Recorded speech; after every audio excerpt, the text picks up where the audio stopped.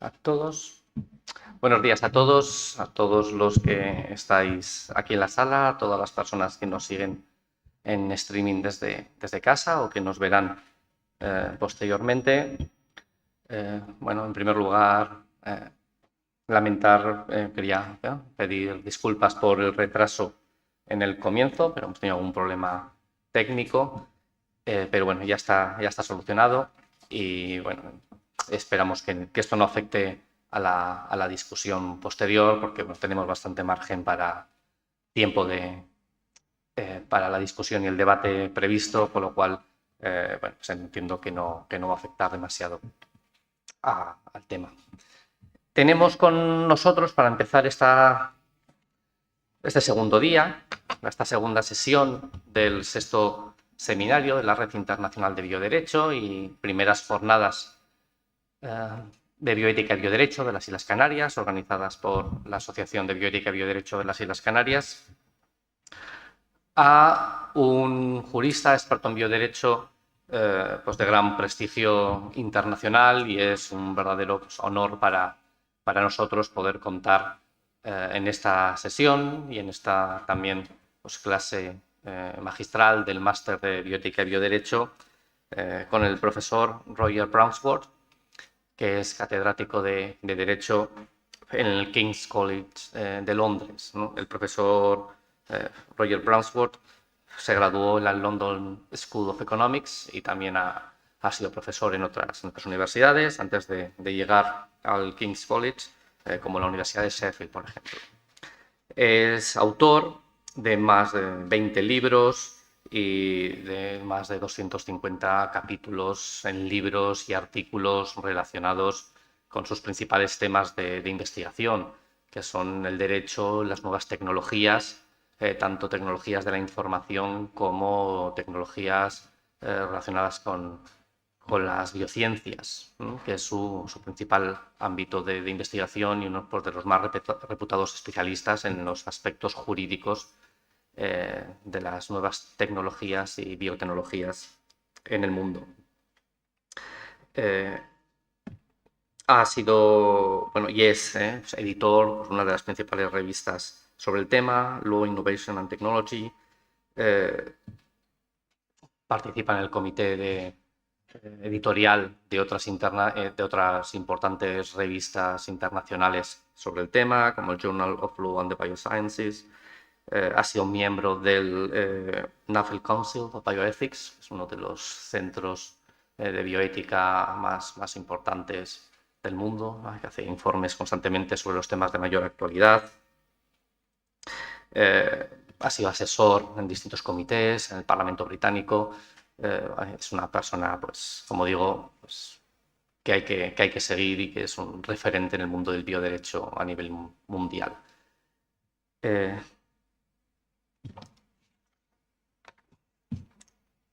Pues voy a dar la palabra al profesor Roger Brownsworth, as first speaker. Thank you for coming. It's a pleasure for us to have you here.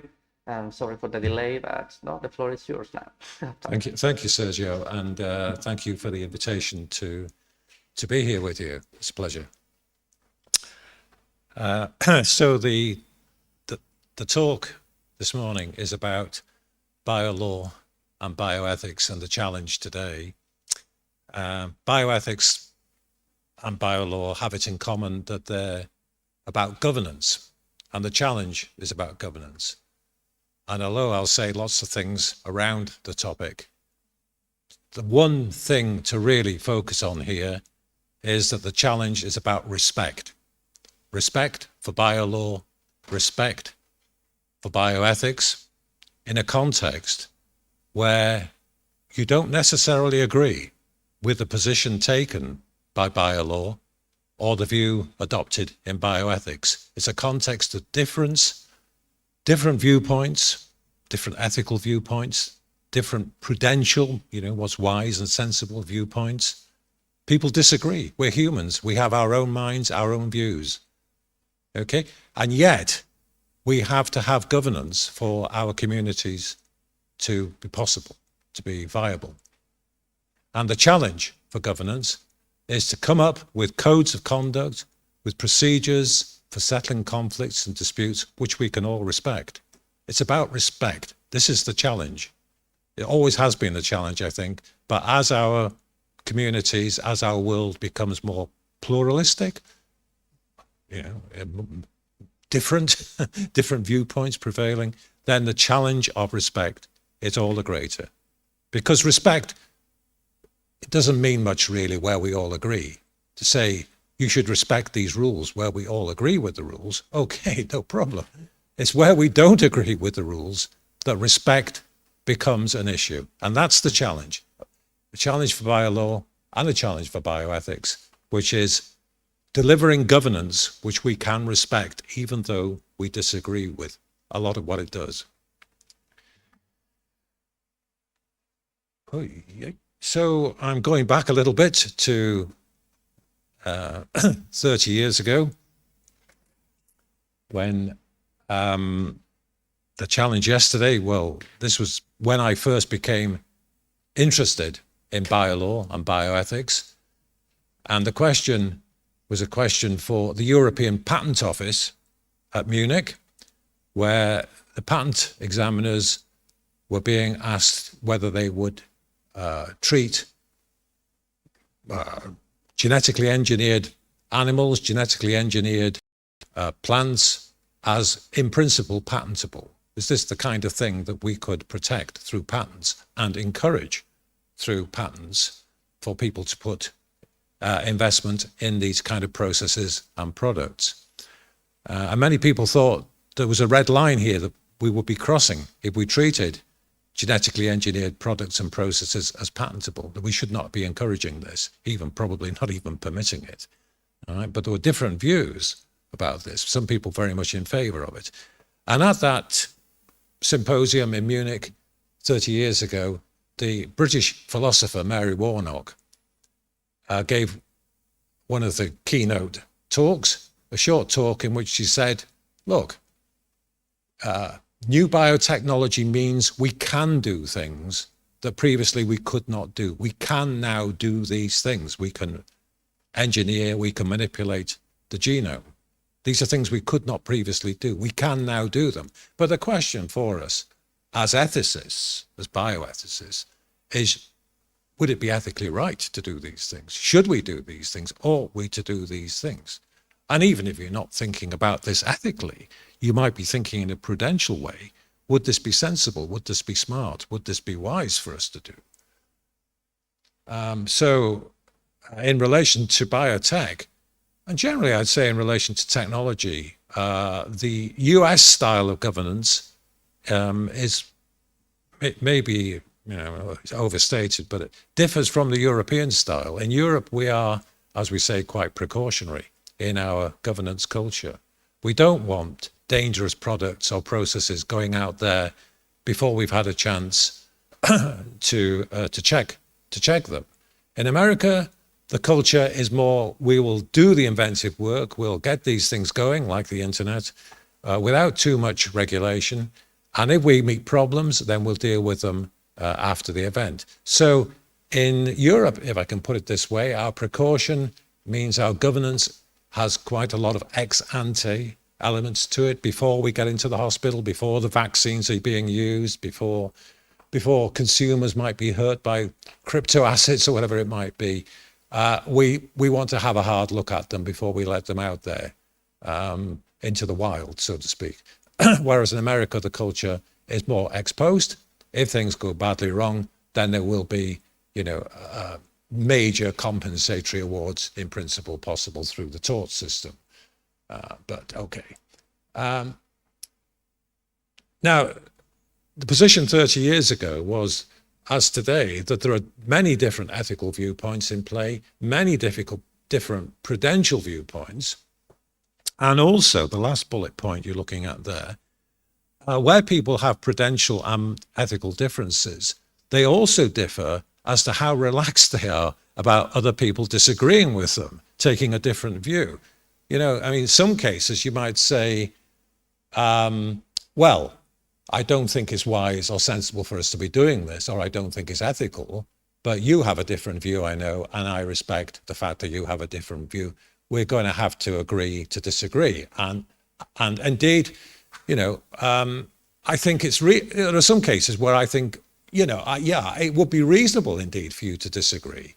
But there are many other cases where the positions are much more polar and much less tolerant. I have a view about, let's say, thinking about the American context again, about the governance of terminations of pregnancies, of abortions. You know, now, that is not an issue in America where I think the pro-life people think that the pro-choice people on the other side have a reasonable view, and that, you know, and vice versa probably, that on the polar positions here, people think they are right and the other side are definitely wrong, and governance should reflect the view that's right.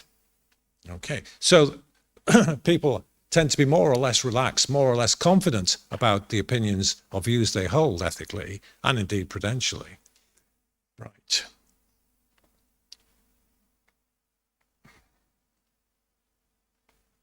Yeah. I'm just trying to get. No, sorry, I can go back one. Thanks, Sergio. Yeah. Thank you very much. I'm not sure why that would not progress more technical problematical. Thanks. Okay, Sergio. So I've already said it, but the slide you're looking at now is saying again, that's where we were 30 years ago. We're in the same position today, except there are more things we can do, okay, more questions for us to think about as to whether we ought to do these things. But the dilemma, the ought dilemma, is still essentially the same, that in our different groups, there are too many different views for governance to have an easy ride. Governance has to try to, as I say, if it's going to be respected, has to take account of the different views, but it can't satisfy everybody. Yeah. And the challenge for biolaw and bioethics today, with many more things that we can do, including things like, you know, the use of AI and machine learning, is what ought we to do in these contexts where people disagree? You know, whether it's bioethical disagreement or disagreement about what's prudent and wise. What do you do where people disagree and they're prepared, you know, to take their differences very seriously and aggressively? Okay. Yeah, thanks, Sergio. So I'm going to suggest that we need to think more about how to do bioethics and biolaw, and particularly whether we can find any kind of foundations or vantage points which enable us to say, look, this view clearly is better than this view over here, you know, and this view that governance now reflects is the better view. And we can say that without just meaning, well, this is what I think. You know, there's got to be more to it than that, something that can be respected.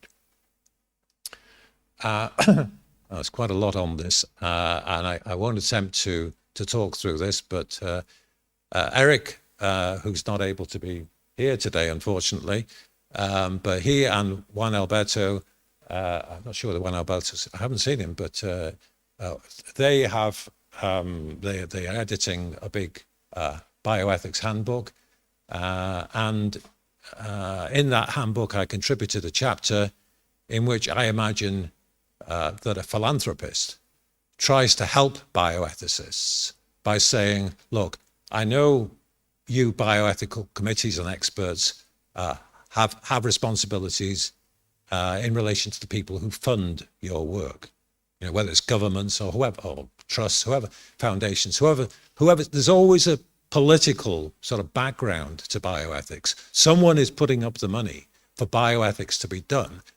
The people who are funding it will normally, it wouldn't be natural otherwise, will normally have some kind of agenda, and they will want to have some kind of influence on the bioethics that they fund.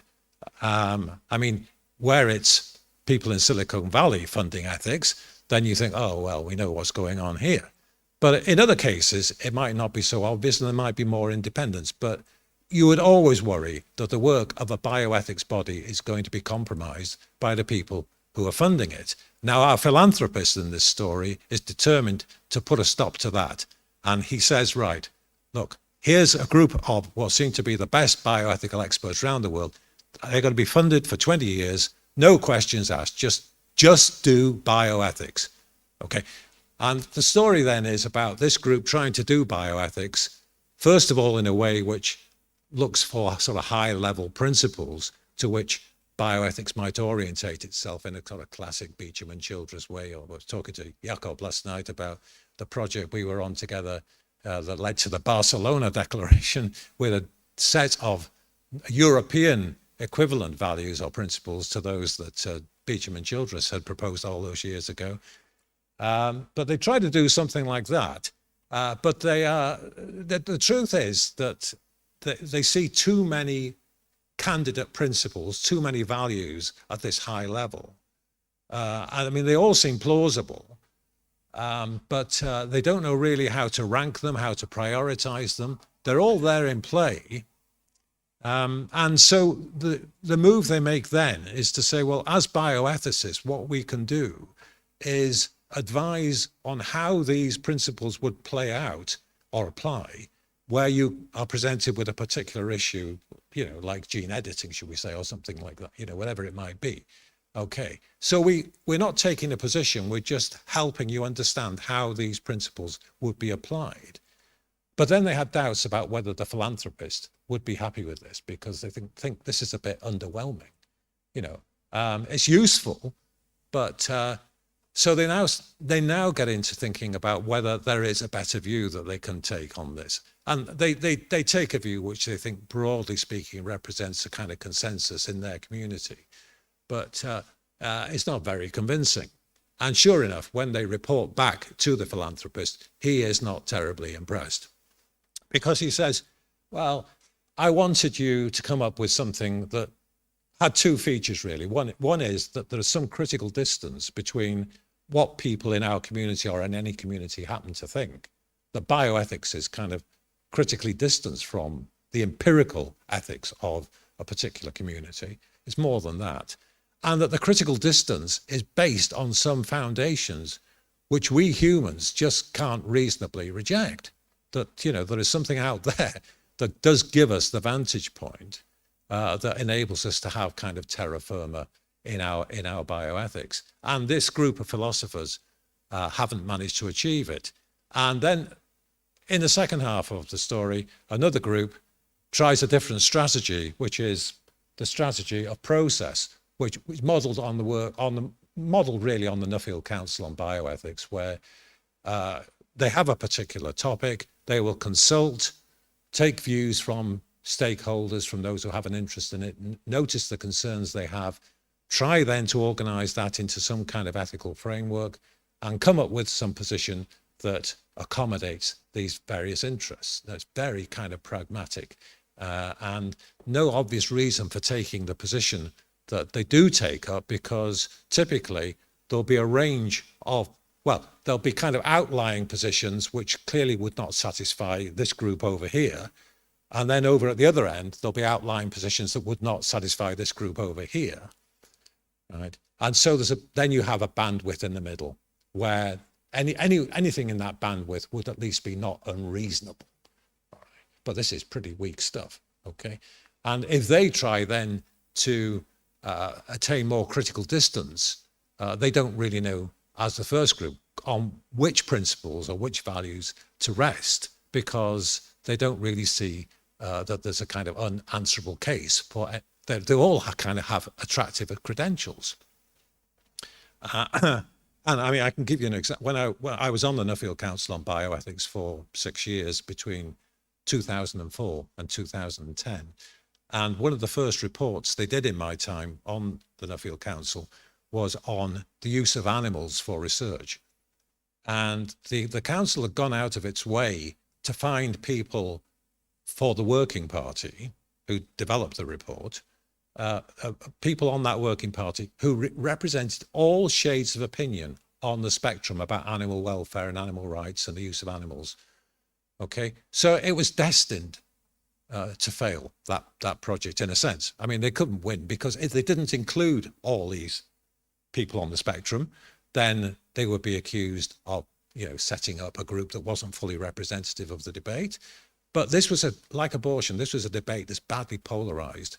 The people at either ends of this debate just think the other end are crazy, basically. They just can't live with this. And so the working party is driven into a middle position, a compromise position, somewhere in that bandwidth where you would say, a lot of people would say, I don't agree with that, but it's not crazy, So this all leads to, again, the philanthropist not being terribly impressed, because neither of these strategies has given the philanthropist what he or she really wants, which is foundations and critical distance, okay? Because if you have foundations, if you can say, look, governance here is based on these principles or considerations, which no human can reasonably deny, are relevant and important or salient, then governance merits some respect. Okay, even if in the end the concrete details are ones you wouldn't yourself agree with. But we're struggling because we don't have a strategy for doing that just yet. And some of the things I've been saying here, you'll find in a book that's coming up in September that's called Technology, Governance and Respect for the Law, Pictures at an Exhibition. So I say, I'm sorry, I can't, I could spend the whole hour just talking to this one slide. But if you're interested, you'll find more about this in the book. Can we move on, Sergio? Now, I've said that bioethics has difficulty in finding solid foundations. You can say, well, this is where we're starting.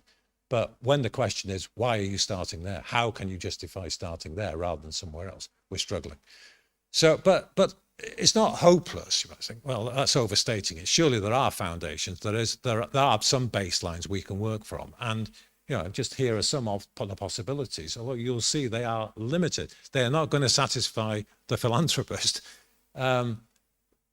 Each community might have declared its fundamental values, particularly in a constitutional document or a declaration of rights or something like this. Like in Europe, in the European Union, we have a Charter of Fundamental Rights. We say lots of fundamental rights, but the first 5 articles of the European Charter start with dignity, and then they go on through other values, which we in Europe are committed to as fundamental. And when we say they're fundamental, we mean not only do they constitute us as the community of people we are, with a kind of something to do with our identity. We believe in Europe in human rights and human dignity, and this charter kind of expresses that. It's not just that. It's saying that these considerations, these values, will always. Ronald Dworkin used the word trump here from the game of cards, but I'm trying to think of they are on a higher level, fundamental level, so that other legitimate interests that people might have and could plead, are always going to be beaten. These are privileged. So, for example, at the moment, AI will be used in ways which take humans off the map in certain kinds of relation, in the delivery of legal services, in the delivery of medical services, in healthcare. You won't be dealing with another human. You'll be dealing with an AI which will advise or assist in various ways. There was a case in California where a family, I'm sorry, the translators, I'm going off the script here, but I hope you can follow it. In California, a family visited their grandfather who was very ill in the hospital. And while they were visiting the grandfather, a robot came into the ward and it said to the patient, who's called Ernest, I'm afraid there's nothing more the doctors can do for you. You will be dying very soon. And the family were shocked, that this kind of information could be communicated in this way. In fact, the hospital had a human doctor go in to talk to Ernest earlier to deliver this. This was just kind of reinforcing if it was necessary, that Ernest didn't have very much longer left in this world. But the family were appalled by this, and they thought that, you know, that the human touch was important here. Now, communities will have to decide to what extent the human touch is going to be part of their scheme of fundamental values, or whether they will simply treat a preference for the human touch as being something, well, it's legitimate, you know, but people don't have to accept it. It doesn't have any overriding value. It's like, you know, if your students in future, instead of having me coming along here to talk in person to you, you might have to have an avatar or a robot come and do this instead. And you might think, well, actually, that wouldn't be a bad thing. But there's some evidence, isn't there, that I think in Japan, that school children quite liked having robots doing their education because they seem to be more patient than their human counterparts. Anyway, yeah. So we could go back to the fundamental values of our community, but of course, those fundamental values, even if we sign up to them, can again include and absorb all sorts of pluralism. Like I said, in Europe, we are committed to human dignity as the most fundamental of our fundamental values. But again, as Jacob and I know from prior experience, when you get a group of bioethicists together to talk about human dignity, you know, tension, friction, because you have, if I can put it in these terms, a conservative wing, which is basically a duty-based ethic that can come from various backgrounds, but it's about restricting human choice for the need to protect human dignity. Humans need to be protected against actions which would not be, which would compromise their dignity. On the other hand, of course, at the other end, you have out-and-out human rights people who want to maximize the range of options available to people, to humans, and think that human dignity is about exercising these choices. Even if within our community we're in a position where there is consensus, we don't have a difference. Of course, our community might have a very different view to other communities.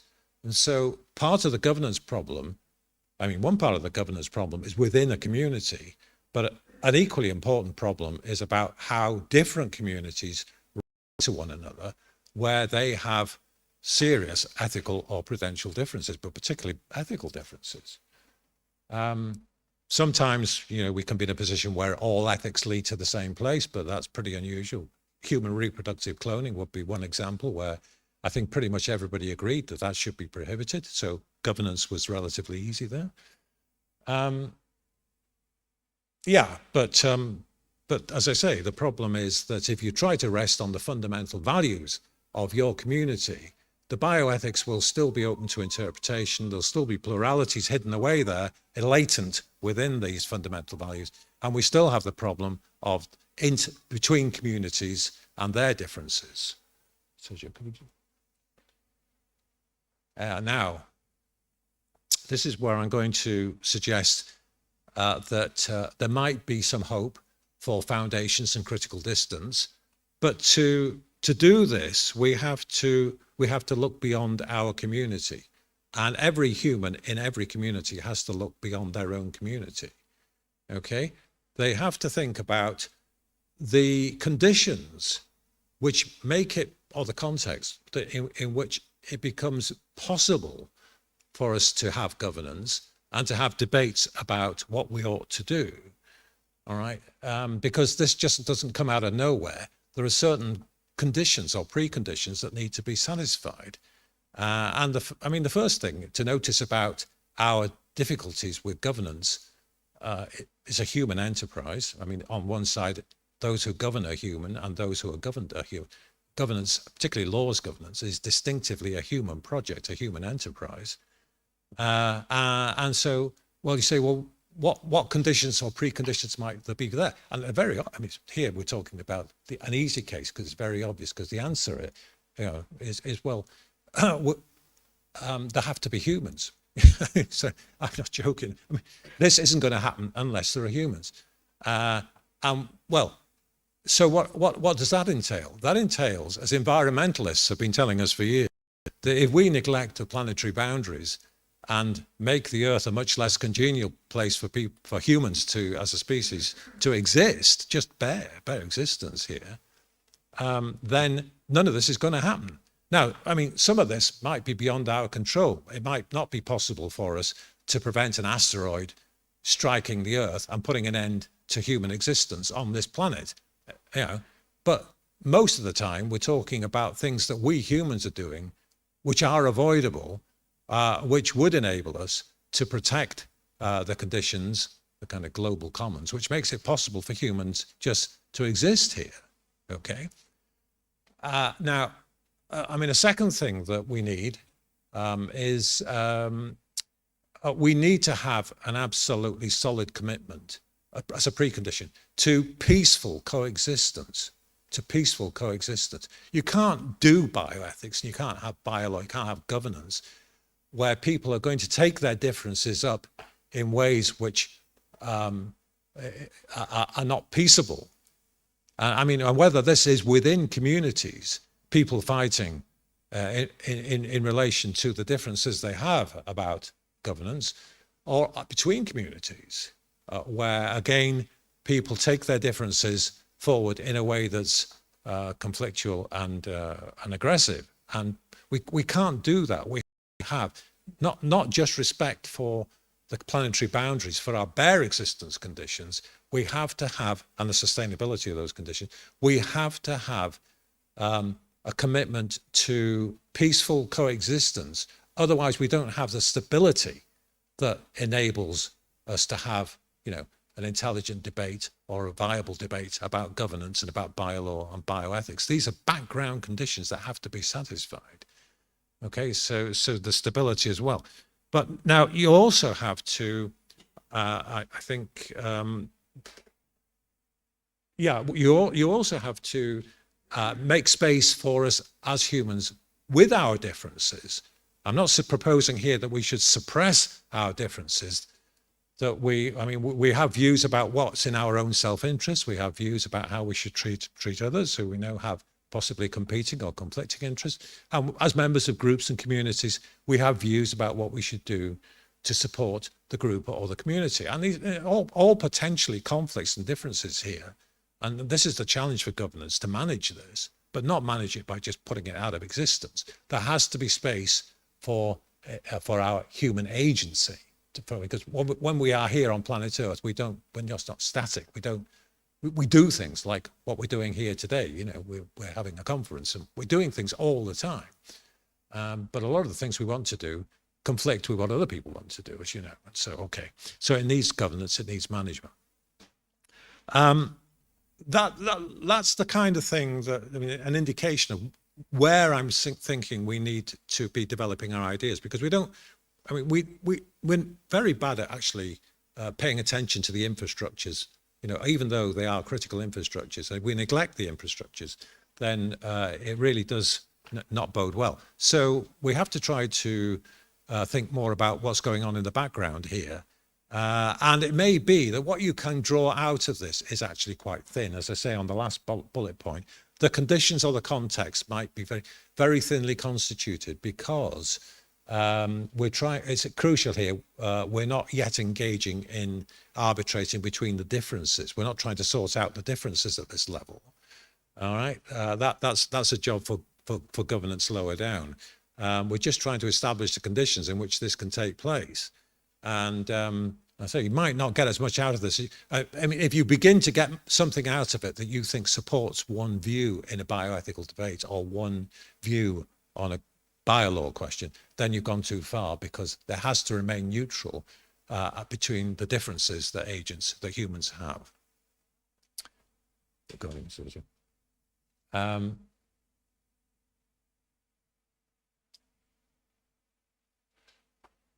Yeah, so now here, this slide is picking up the point about whether we're tolerant of other people's views, where they're different to our own. I think we need to correct in two respects. One, those who are skeptical about bioethics. They just think it's a matter of opinion. When I was chairing the Ethics and Governance Council for UK Biobank, a lot of the scientists thought bioethics was just a matter of opinion. That people could say, well, you bioethicists, you keep changing your mind. There kind of no hard facts in bio. Yeah. And that meant they didn't really respect it. They knew that from a reputational point of view, they had to kind of go with the flow of the ethics, but they didn't really respect it. They didn't internalize it. They weren't really on board with it. I think that's, and if bioethics is just a matter of opinion, then why should they? Why should they think it's anything to be respected? I don't mean you should disrespect it. It's fine to have different opinions, but it's not a big deal. So, but I think the skeptics, whilst I'm going to say that a wide range of plurality and difference is inevitable, probably, and acceptable, when we go beyond the communities and the differences to the kind of level, the kind of meta level I'm talking about, to the background conditions, the imperatives about respecting the planetary boundaries, the imperatives for peaceful coexistence, and the imperatives for respecting agency, these, although they don't, these are, I think, imperatives that no human can reasonably object to. So I don't think it's just a matter of opinion that if we mess up the planetary boundaries, we're not going to be here on Earth much longer. I don't think that's just a matter of opinion. I don't think it's a matter of opinion that if we don't do something about peaceful coexistence and respect that, then again, we're going to turn the world into a place that, again, humans have poor prospects in. So so to the skeptics, I say, a lot of it is a matter of opinion, and it matters to those people who hold their opinions, don't get me wrong, but it's not all just a matter of opinion. There are some foundations out there that we need to understand. And I would say to the people who come from the other corner, who are totally intolerant of those who disagree with them, that if their intolerance relates to these background imperatives, then they're quite rightly intolerant, because we should be intolerant of practices which are endangering our planetary boundaries. We should be intolerant of actions which threaten the international peace and security and stability. We should be intolerant of that. That's right. But I don't think we have a reason to be intolerant where our differences are down the scale, and we can't actually rest on anything other than maybe the best we can do is our community is committed to a particular set of values. And then, okay, if you're debating with a person within your own community where we're all signed up to these values, okay, intolerance is appropriate there. But if you're talking to someone who's not signed up to those values and from another community, we shouldn't be intolerant. And within one's own community, unless it's a matter of fundamental values, I'm afraid, again, that the differences we have, and there are many of them, are going to be messily resolved, and we shouldn't be intolerant. We should understand that people do hold different views and can reasonably disagree. So that, okay, Sergio, thank you. Now, I'm conscious that we had a late start, so I want to try and leave time for discussion. So I'll try and deal with the next part of this a bit more succinctly. This is turning to how we do bio-law. And if we're in difficulty with bioethics in the way that I've suggested we are, because we don't really know how to deal with the different viewpoints presented, and if bio-law is going to draw on bioethics, then of course bio-law is going to be in trouble as well. But how bio-law has to, bio-law has to take a position. It's the responsibility of bio-law to set out, to articulate the code of conduct, bioconduct, for our group. And this is the first job of governance, to say, look, this is the code. These are the rules. And then, of course, there'll be mechanisms, processes for settling disputes. But here are the rules. Bio-law has to do that. And how is it going to do it? Where people are coming at it with all sorts of different views about what the law should be. And, the differences that law has to deal with are sometimes ethical. They're sometimes prudential. This word prudential is a bit slippery. But, for example, the referendum we had in the UK on whether we should leave the European Union. As you know, the country was badly divided on that. But I would say most of the divisions were of a prudential nature, sometimes just in a purely personal like the third bullet, the bottom bullet point there, where people just thought it was in their personal interest to vote one way or the other. But other people would be voting in a more prudential way, where they're trying in good faith to think what would be in the best interests of the UK as a community. I mean that gets close to becoming ethical, but there is in principle, I think, a distance between the two.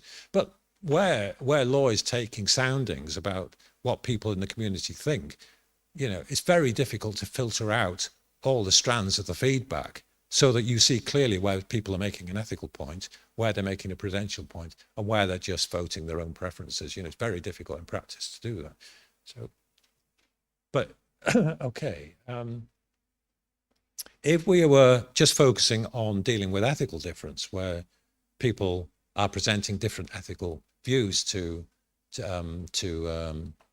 lawmakers, then, well, how are we going to do this? I mean, one strategy would be to refer this to a committee of bioethics experts.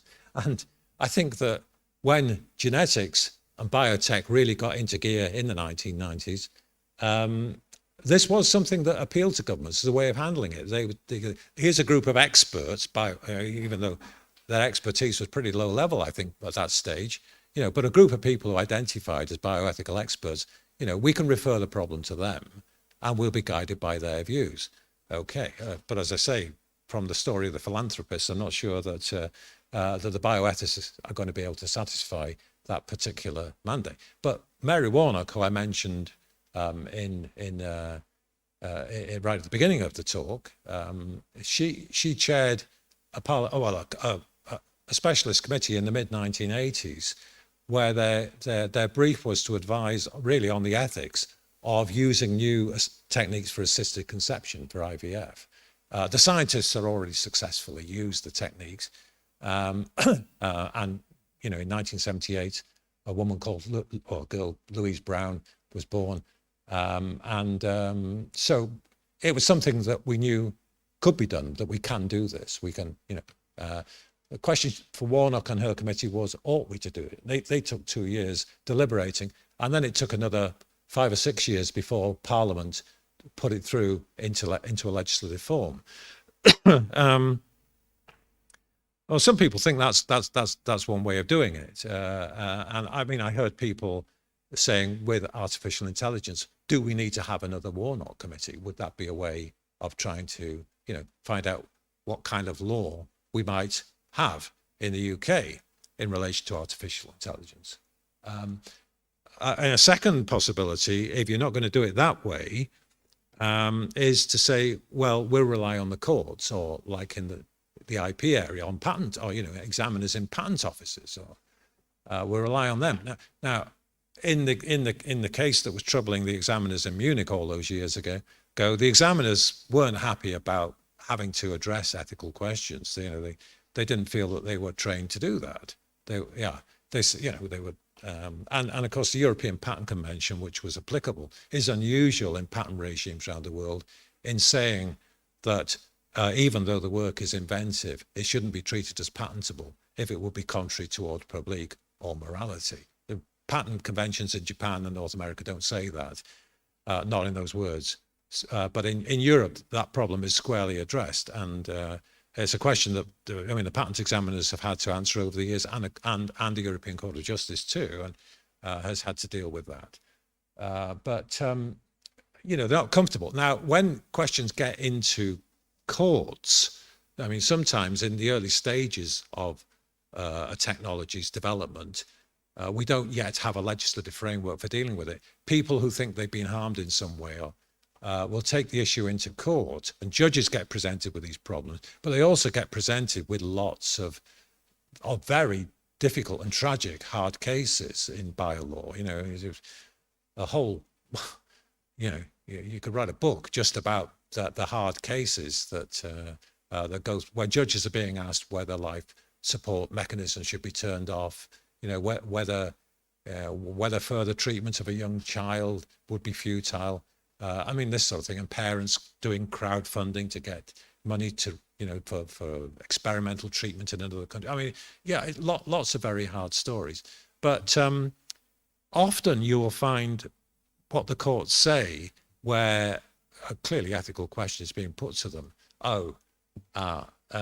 We're here as constituted as a court of law, not a court of morals. Now, to some extent, the ethics and morals will be inscribed in legal doctrines anyway. There will be all sorts of triggers or openings for judges to employ ethical reasoning within the bounds of legal doctrine. But what they're saying here is we can't go outside legal doctrine to engage in the broader debate in the community about what's the right thing to do. That's not for us.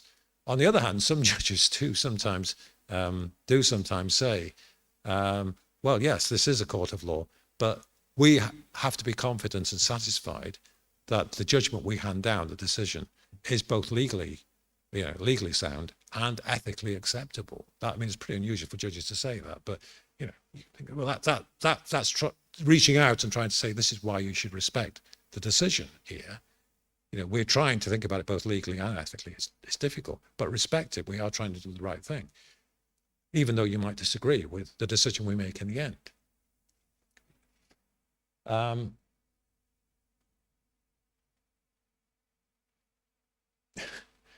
Yeah, so you might think, well, what's special about bioethical questions?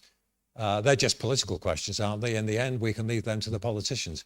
Now, politicians do not normally think in an ethical way, even if they were independent, which of course they're not. Yeah, I mean, I've been reading some things recently where the authors, are saying that, at least in America, and I think to some extent in the UK, politicians are held in pretty low regard, that they're, susceptible to corruption, that they can be captured by powerful commercial interests or industrial interests, and that they're just not, they're careerists and opportunists, and that's what politics. You always like to say, well, it's politics. Your expectations should be low. So thinking that we can earn the respect of people who disagree with, a controversial bioethical question, or biolaw governance question, by saying, oh, well, it went through the usual political process, even saying the politicians had a free vote on this, conscience vote. They weren't required to vote in line with the party's requirements or position. I don't think that's great. You could, as in the case of abortion in the UK, try to break a deadlock on this by entrusting the decisions in the end to the medical profession.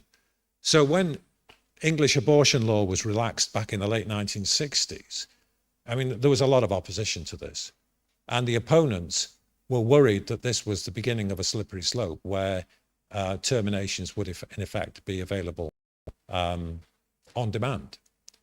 And that's exactly where we are now. I mean, that's how it has gone, that trusting the medical profession to make these decisions has meant that, well, it's gone probably step in step with the community's general opinion on this.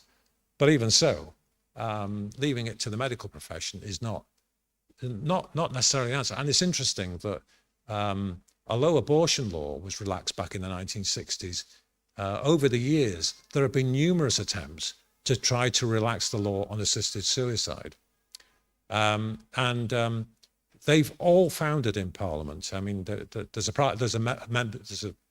a bill going through at the moment, which I don't think has any prospect of success, but basically trying to entrust the doctors with the responsibility of deciding whether the person who's requesting assistance really is doing so freely and without any undue influence or pressure, that kind of thing.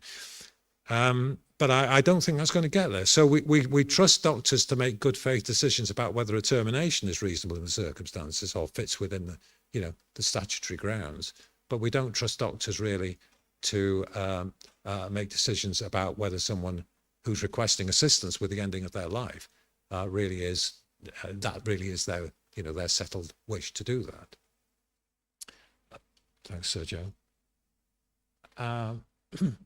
Yeah. Now, I'm sure you've been taking an interest in the leaked U.S. Supreme Court opinion in the case of Dobbs and Jackson's Women's Health Organization. I don't know whether you, but you know in America the legal framework for abortions was set in a landmark decision in the 1970s called Roe and Wade. And a split decision. I mean, you basically say this is in line with pro-choice democratic politics. So over the years since Roe and Wade, which laid down a 3-trimester framework, but basically licensed termination, over the years where the Supreme Court has become more Republican in its constitution, numerous attempts have been made to try to finesse Roe and Wade in ways that would favor the pro-life lobby. But none of them have really succeeded, although there has been some nibbling away at it. But this case, in the leaked opinion, where now we have a court that is with a strong Republican majority, apparently the court is going to say that these questions should be remitted back to the states for them to make their own decisions. So this would mean that what that means in practice is that the southern states, where they are pro-life in their views, but have to have, where abortions are at the moment regulated by the Roe and Wade decision, that local lawmakers in those states will now have the possibility to impose far more restrictive rules about abortions. And you'll have a patchwork across America where Republican states effectively take very conservative positions on terminations, and the Democrats-controlled states stick with the kind of Roe and Wade framework, which is basically a pro-choice framework. And as you can understand, those who are pro-choice and where the expectation of women having this choice has got over half a century of history on its side, are screaming about what the Supreme Court is going to do. But then, let me ask you in a devil's advocate way, is this such a bad idea? Because, in America, people are just hopelessly divided about abortion, about the ethics of abortion, about what the government's position should be. Although Roe and Wade has held for all these years, it is a compromised position between pro-choice and pro-life. And as you know, I mean, the pro-life people, take extraordinary steps, sometimes violent measures against clinics that carry out abortions and people who are, involved in this. But if you have within the states groups of people that are more of a single mind, in some, as I say, in the southern states, the majority view will be for pro-life and restriction. Whereas in more Democrat states, the northern states, coastal states, you'll find that the position is in favor of women having the choice. Well, you say, look, in these states you have a better position because they are now able to control their own destinies, as it were, unless you think that the woman's right to choose is a fundamental value that constitutes the American way of life. Okay. I mean, it rests on privacy, the right to termination, which is not explicitly represented in the US Constitution or Bill of Rights. But I think the argument would have to be that the reason why you should not do this is because this would be inconsistent with the fundamental values of the US community at large. But, within Europe, where we have multi-level governance, the question of what should be for Brussels and, centralized decision-making and what should be under the principle of subsidiarity handed back down to the member states for local governance is a vexed question. But in principle, if you're looking for a way of trying to sort this out where we have very badly divided communities, at war with one another, if you remit this back to the states, to the local communities, is this a better way? You've got more consensus, even though the people, but of course, as I say, the people who are now on the wrong side of this are not tolerant of of southern states in particular being able to introduce more restrictive laws. Well, an even less promising thought, you might think, is that we should leave these problematic ethical decisions to moral machines. Yeah, as you know, there have been experiments with moral machines, and yeah, some people think they've been more or less successful.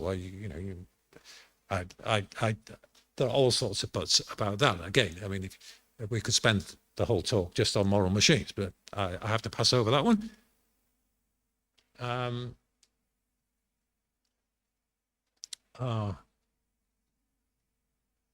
Well, because we're dealing with bioethics here, I think this slide is about the parallel problem of how we deal with prudential difference, where people are, I was employed by the Legal Services Board in the UK to advise them on the governance of new technologies for the delivery of legal services, where you're using technologies that interface with clients and consumers of legal services. And they said, we'd like you to tell us what you can draw down from the work you've done already on governance of new technologies in health and in finance, and other areas where new technology has been employed.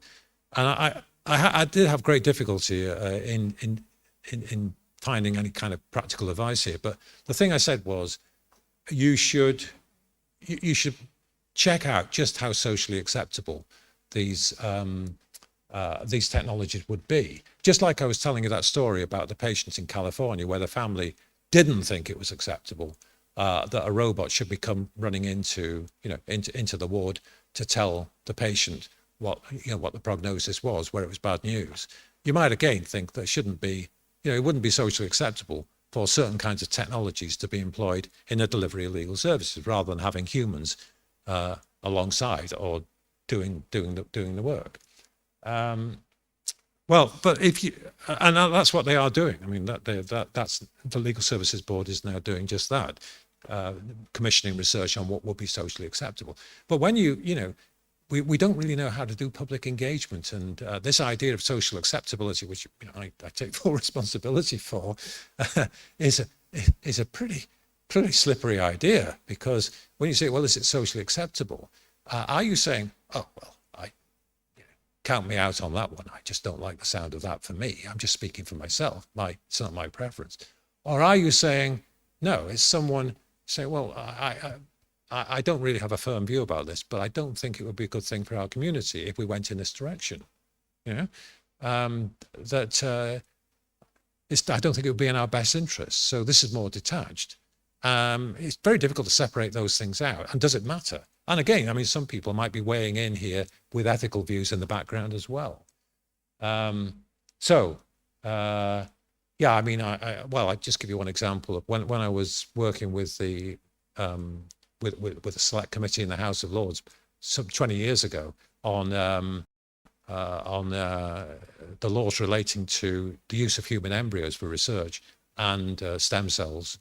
The opponents of using human embryos for stem cell research were mainly coming from the Catholic side of our community, but they kept presenting us with articles in scientific journals that were talking up the value of working with adult stem cells, that meant it was not necessary for us to be having to resort to human embryonic stem cell research, that we could get better results by focusing on adult stem cells. Now, this was presented to us as a prudential argument, that it would be sensible to focus our resources on adult stem cells, not on embryonic stem cells, which are highly experimental, and we don't really know whether that's going to go anywhere.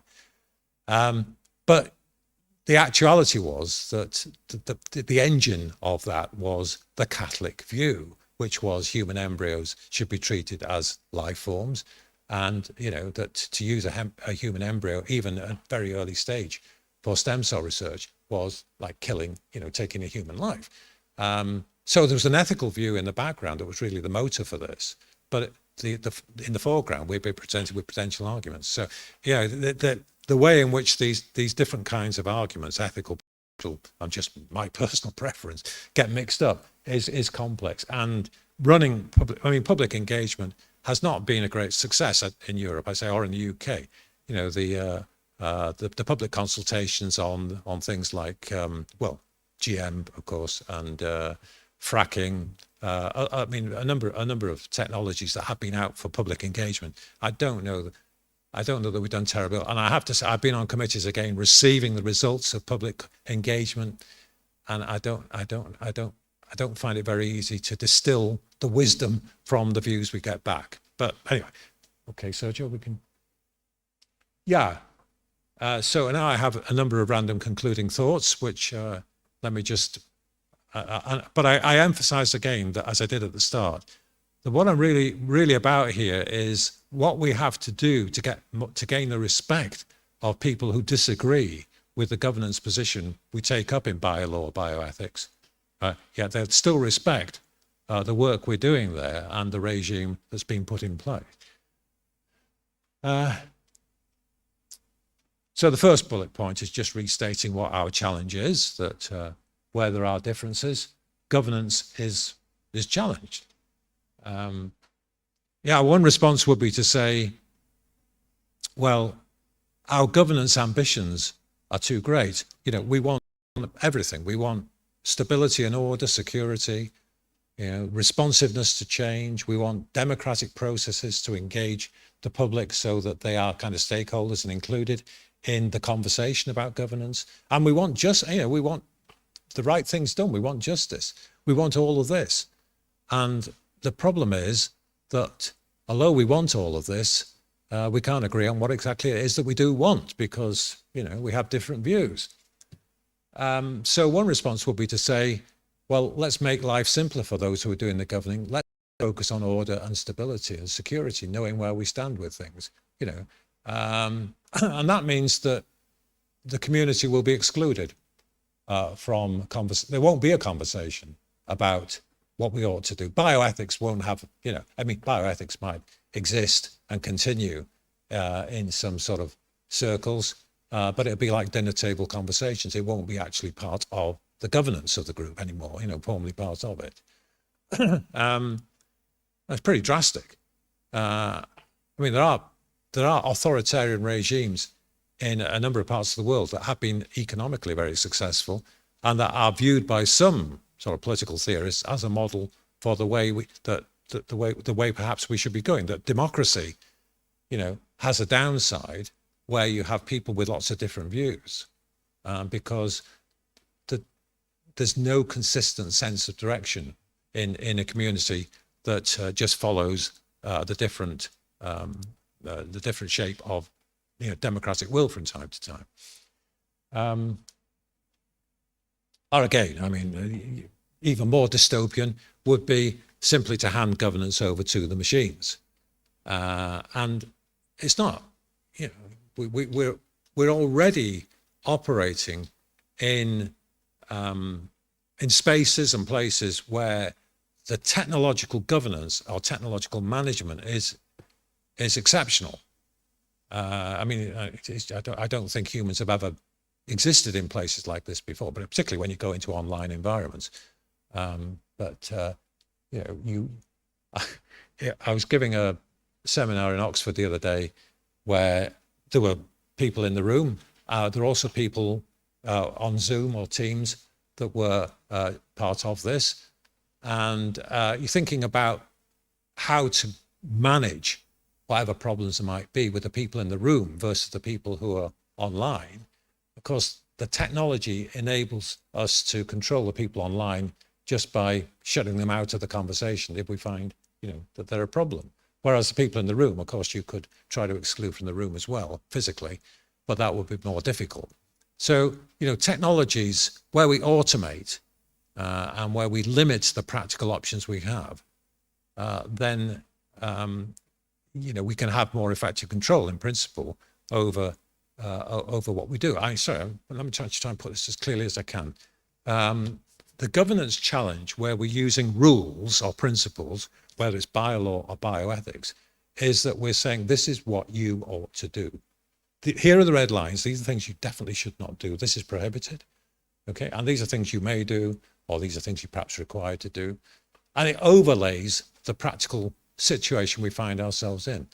And in addition to the affordances that we have about the interpretation of the rules or the principles, just the whole practical setup is that it's down to us in the end whether we do comply. We have the final choice of whether we're going to comply with the rule or not. And the technological approach of technological management is to say, that's the wrong way to do it. Well, that's never going to be fully effective. The way to do this is to create, either through architecture and technology, working together, an environment in which people have only certain options. You know, you restrict the options that are available to people. You don't need to have a rule in this lecture theatre telling us that if we want to exit the theatre, we should use one of the, I don't know whether there are other exits, but you know, the architecture here already dictates that if we want to get out of this room, we're going to have to go through one of those exits. We don't need to have a rule for that.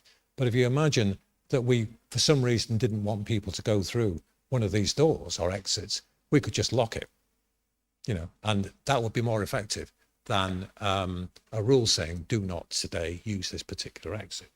So if you can redesign spaces and take advantage of the technologies that we now have, then you'll find that you know that this isn't just science fiction. That the machines could actually do a lot of the governance that we currently do by humans who are using rules.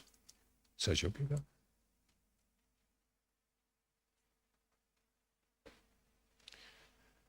Yeah. So just a couple of points here. If we're going to stick with the ambitious mission of governance, which is to, you know, be democratic and just as well as achieve order, then I think it's not just a matter of those who are doing the governing having responsibility. We shouldn't blame everything on those who are governing. Those who are governed also have responsibilities, and a responsibility to understand, in the way I've been trying to sketch, that you might find yourself in a community where your views, prudentially or ethically, do not prevail. You know, bioethically, you might find you're in the minority. In terms of bio-law, you might find the view you take is not the view that the majority take. And you need to understand that just because those who are governing have taken a position that you don't favor, that doesn't mean it's bad governance. They might have done everything right as far as they can. But the fact is, we're dealing with, you know, differences that can't be resolved and it can't be accommodated. And one view has to be taken to prevail. So we have responsibilities, I think, within our own communities as the governed to understand that there are limits to how far even good governance can reflect an unpopular minority view.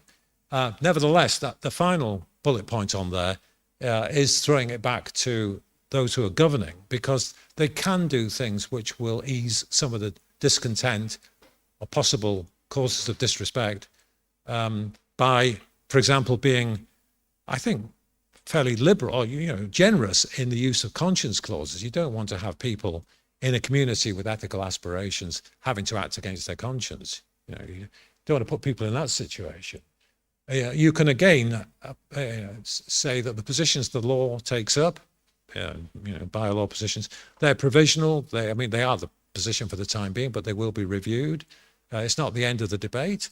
And that, you know, if you're worried prudentially about the safety of some of the things we're going to try out, then they can be tried out in, well, like sandboxes. I don't know if you've heard that phrase, but like in financial services, regulatory sandboxes are used. Or in Japan, you have special zones for, you know, trialing robots. Like, or again, you know, you could before you release GM out into the fields, you know, you have trials in contained condition. You can do smart things to alleviate some of the concerns that people might have. Just like I suppose you would say at the moment. I mean, the lead into fully autonomous vehicles is going to take quite a long time before we're satisfied that they are sufficiently safe to go on the roads, particularly with human-driven vehicles, and to allay whatever concerns we might have about that prudentially. Delia there? I've already said that we need to educate the skeptics and the absolutists about where they should be skeptical and tolerant and where they should be intolerant. Much of what I've been saying has been focusing on what's going on within particular communities, which, you might say, well, within particular nation states or regions. But the truth is that if we want the kind of things that I've said are the background conditions to be protected, that is to say, about the sustainability of planet Earth for human life, about the stability that we need for governance and peaceful coexistence, about respect for agency, then it does need some global oversight, global stewardship. And unfortunately, international law and international relations is in a very bad place at the moment. So, I was looking at some work that the World Economic Forum had done on artificial intelligence and thinking about whether there needed to be a kind of global observatory for artificial intelligence. And they'd asked, I think, 250 people whether they thought that would be a good idea. And not one has said yes, that, that the problems of new global institutions, their legitimacy, acceptability is problematic. I mean, you see even during the pandemic, the reputation of the World Health Organization, obviously has plenty of defenders, but during the Trump presidency, they were withdrawing funds to support the WHO, and you think, well, that is the kind of body that you need to have stewardship over global public health. Because again, just like I'm saying, there are threats to the planetary boundaries, dangerous pathogens or viruses that get out and create the kind of chaos that we've had these last 2 to 3 years, clearly compromise the conditions that we need for good governance.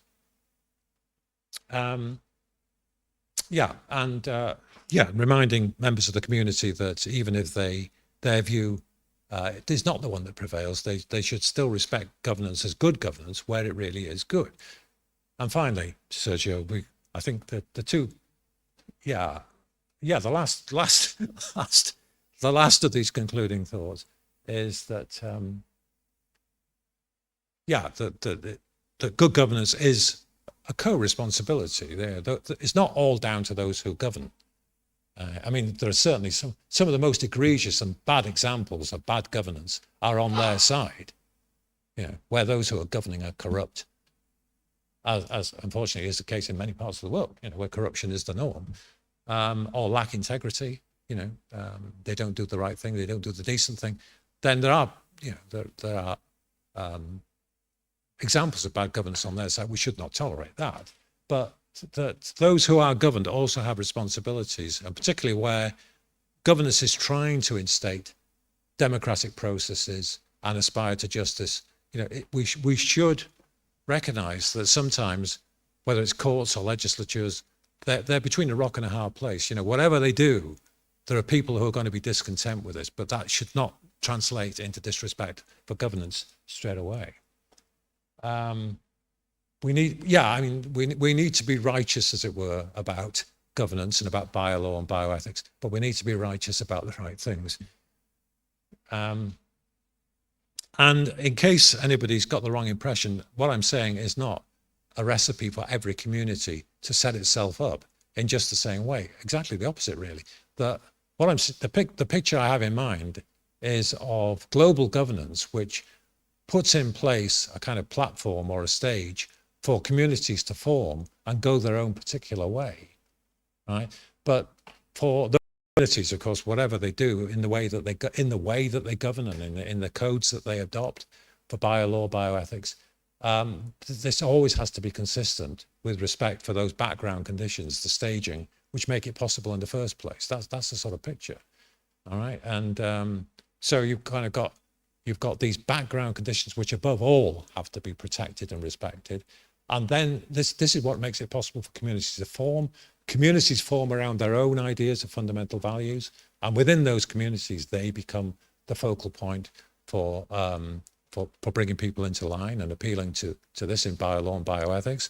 And then you have legitimate interests below that, but which are not specially privileged or protected. Yeah, so I don't for 1 minute think that that the world will comprise communities that all look the same, even though globalization does tend to push communities in a common direction. My wife suggested I should look for a new pair of shoes while I was here, but as I was wandering up the main shopping street in town yesterday, I found all the shoe shops seemed to be the ones that we already had. I probably wasn't looking in the right place, but okay. So yeah, and it's got nothing to do really with bio. Well, I don't know, maybe as biolaw. I'm not quite sure where biolaw begins and ends, but there's an article in Ratio Juris about the way we neglect or treat migrants in the Mediterranean or on the Mexican-American border, wherever it might be, that there's a migrant crisis that employs the kind of framework that I've just outlined there of these background level conditions and the community's values, legitimate interests. Yeah, so but as I say, the main point, and I apologize for saying this again, is that I'm concerned that in the future biolaw and bioethics is respected. It proceeds in ways that merit respect, even if you disagree with the positions taken by biolaw and bioethics. Thanks.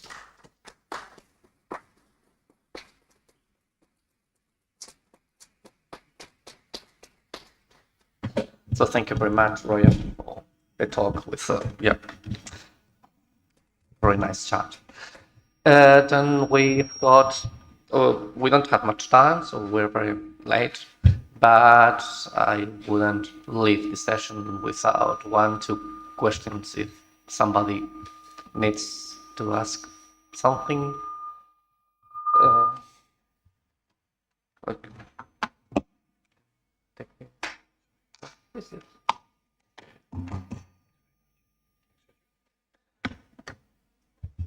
I can ask a question, so maybe I can do it in Spanish. ¿No? Mira a ver si te traducen. ¿Estás recibiendo la traducción?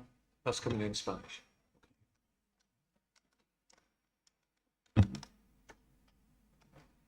El 1, el 2, la traducción en español, por ejemplo. Yeah. Ahora. Vale, si no lo puedo hacer en inglés, no pasa nada. Bueno, pues por no dejar, ¿no? Joao, querías decir, puedo recibir un par de, iba a hacer una pregunta, si alguien quiere, había una aquí y otra ahí. Venga, pues nosotros 3 y cerramos ya, que luego cojamos un poco más de tiempo para el café, no pasa nada. Una pregunta muy concreta que toca muchos puntos que tú has comentado en la estupenda charla. Para resolver estos conflictos o esta situación, ¿no? Que va a haber tantos puntos de vista, ¿qué opinión tiene sobre el papel en concreto del Consejo de Europa como organismo que pueda... el Consejo de Europa como organización que pueda servir para aglutinar distintos puntos de vista para resolver los conflictos bioéticos y biojurídicos, ¿no? Cada vez más el Consejo de Europa está resolviendo temas de este tipo, que además no son cuestiones que supongan una aplicación directa del Convenio Europeo de Derechos Humanos, porque no están regulados expresamente. Y bueno, y hay muchas decisiones pues, conflictivas, con muchos votos particulares, con una gran diferencia de opiniones entre los jueces que pertenecen a distintos países con distintas opiniones. Entonces, ¿qué papel puede tener el Consejo de Europa para resolver conflictos concretos, al menos en el ámbito de Europa? Y también dirigir en relación con esto y con otro problema que tú has comentado, el hecho de que cuando haya un desacuerdo con que alguien decida o intente llegar a una opinión de consenso, por ejemplo, lo que acaba de hacer la amenaza del actual primer ministro de Reino Unido, de decir, pues nos salimos del Consejo de Europa si no nos gusta lo que nos dicen.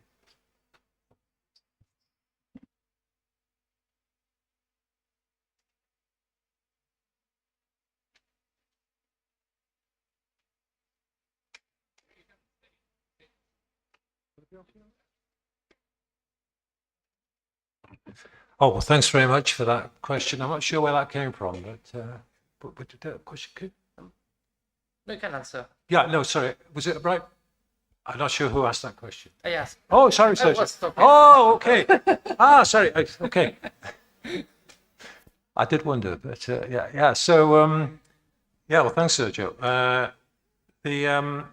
Well, first of all, the Council of Europe, in its well-known conventions, its lawmaking sort of role, starts off with the Convention on Human Rights in a very sort of human rights way, and seems to me to support at that stage obviously a rights-based ethic.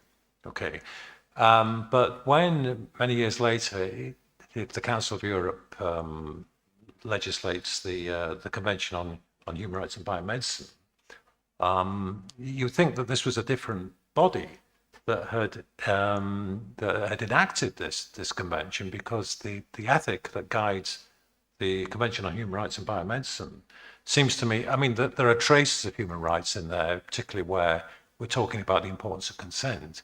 But much of that convention is coming, I think, from a duty-based perspective, where human dignity is being put in there to say, look, these are red lines where people should not be able to do these things. So instead of being enabling in the way that human rights, in the liberal tradition is, the Convention on Human Rights and Biomedicine is a bit of a hybrid, I think, where so you depending on what you're looking for in there, you might find what you like. The UK, I'm not sure in the end whether they have signed up to that one or not. I don't think. Not yet. Not yet, no. And the sticking point was always around what the convention said about the use of human embryos for research. So I remember years ago many conversations about this, and okay, well that's so.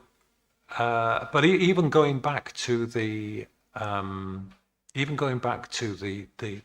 Convention on Human Rights itself, there are one or two judgments given in Strasbourg, I think, where I detect in the judgments a kind of dignitarian thread of thinking.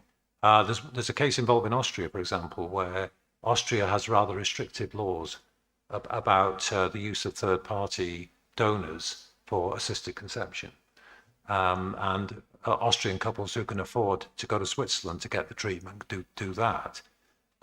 But you would say from a straightforward sort of human rights perspective, where a woman's reproductive rights would be sort of pretty axiomatic, that the Austrian law was out of line with that, incompatible. But the approach of the judges in Strasbourg was, as they often do say, well, that there had been public consultation and there was legislative review of this position, that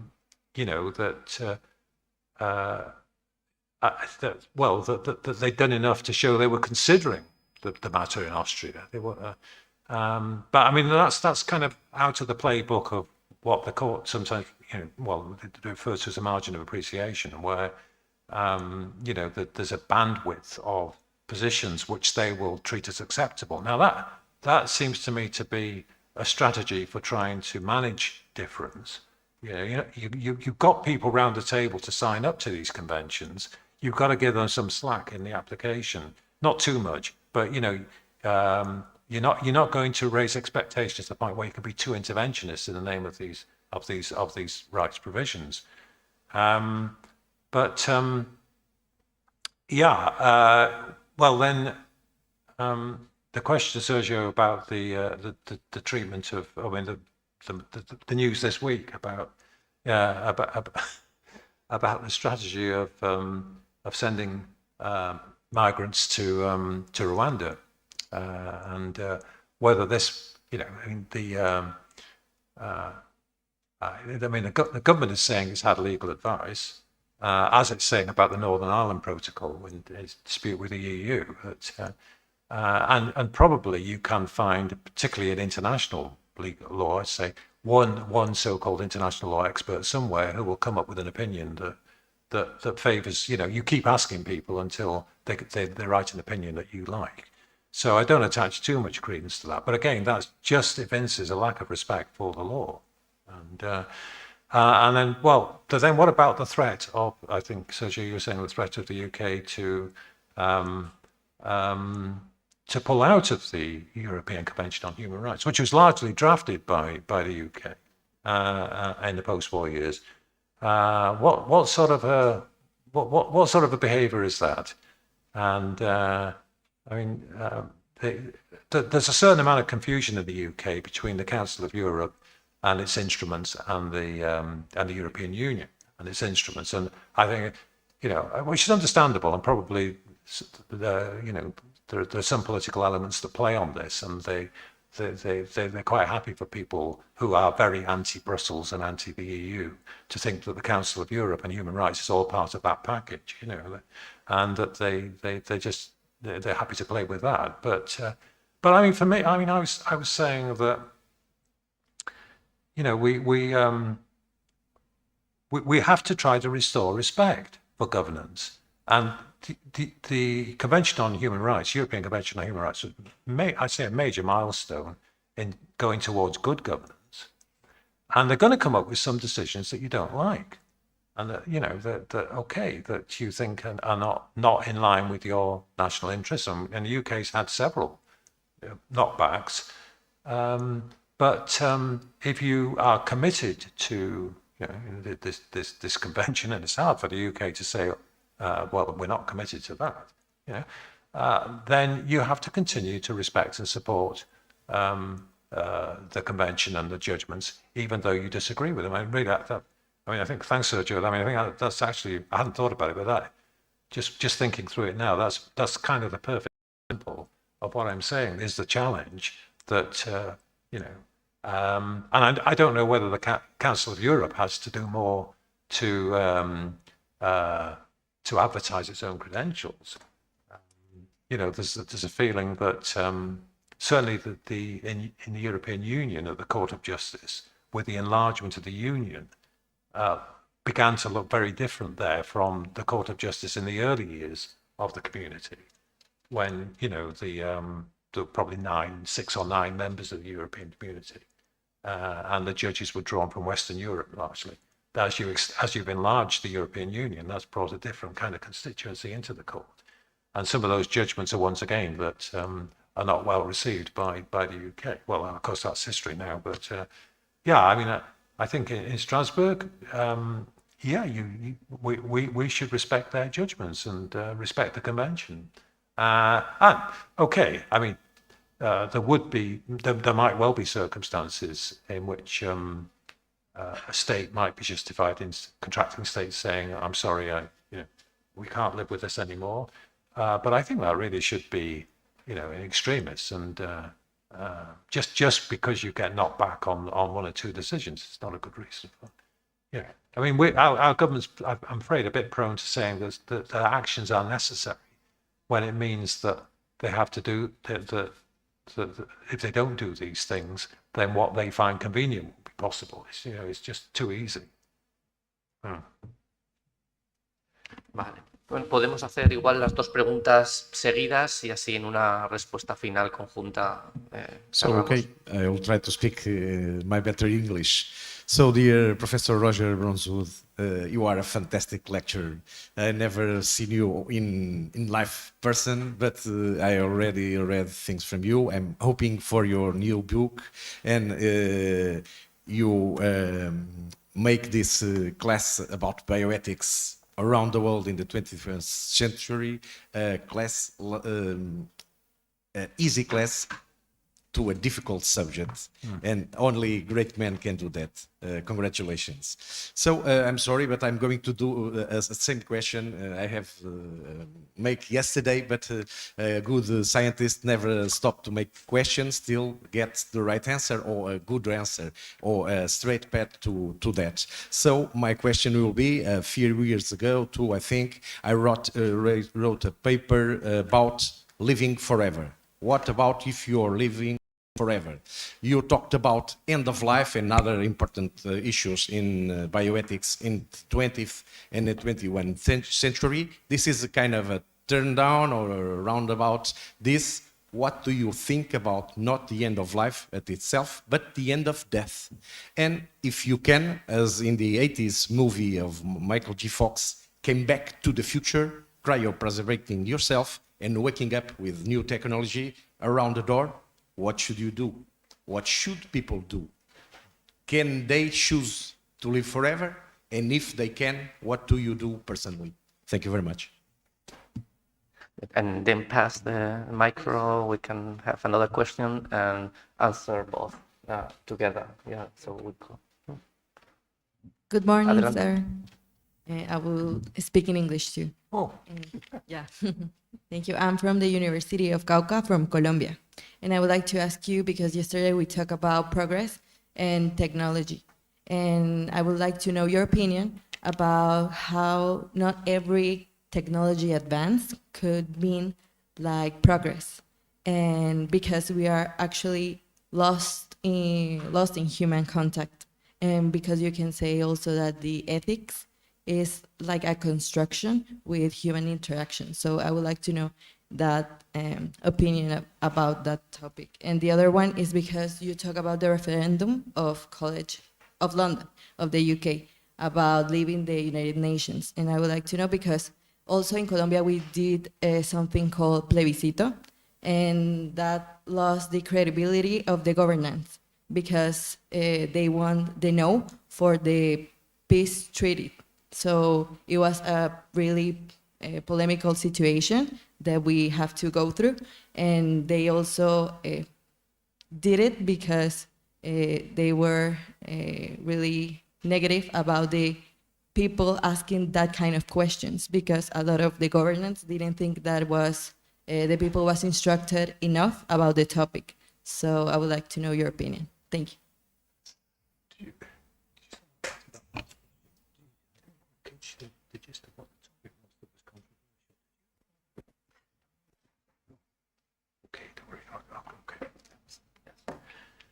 okay. Well, thanks very much for those questions. And oh, yeah, you're too kind. So, well, let me start with cryo preservation, and which at the moment I think is a minority. And at the moment, I think we see this a kind of consumer protection issue. You know, I mean, people are paying money to be cryopreserved without really any guarantee that when the time comes, that they'll get what they paid for. So, but I mean, if we were talking about the possibility of extension of life, well, you know, I don't think we're going to go from 70 years and 10 or whatever to forever in you know. But I mean, suppose that we could extend life to 150, 200 years, something like that. But then it's a thought experiment forever. Yeah. Then what would I say about that? Well, I don't think that humans living forever compromises the conditions for human existence.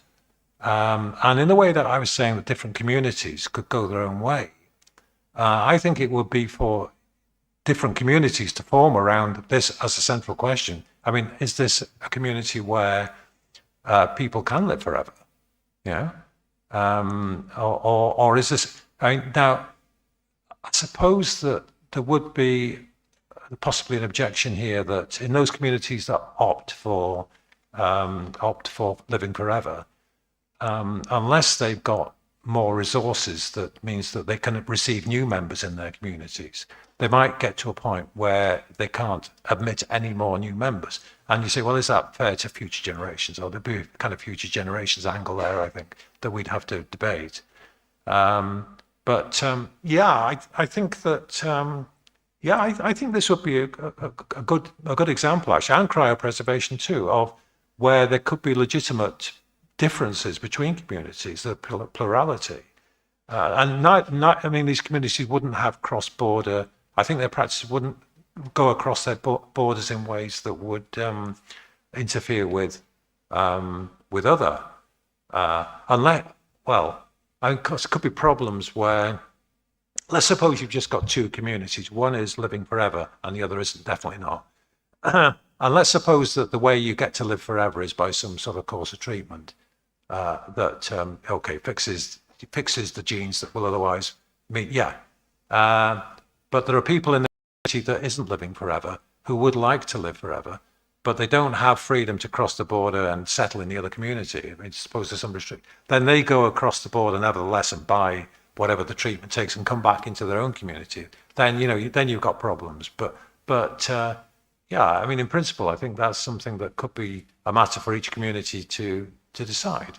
Yeah, a bit like the Amish communities that are not living forever, but are deciding to do without technology. And that takes me to, well, maybe to the question, then the next question, which, this was, if I understood this was about the way technologies kind of push humans out from the center of the action, really. And in Europe, the debate about artificial intelligence has, I think, for the first time, highlighted the importance of technological applications being human-centric.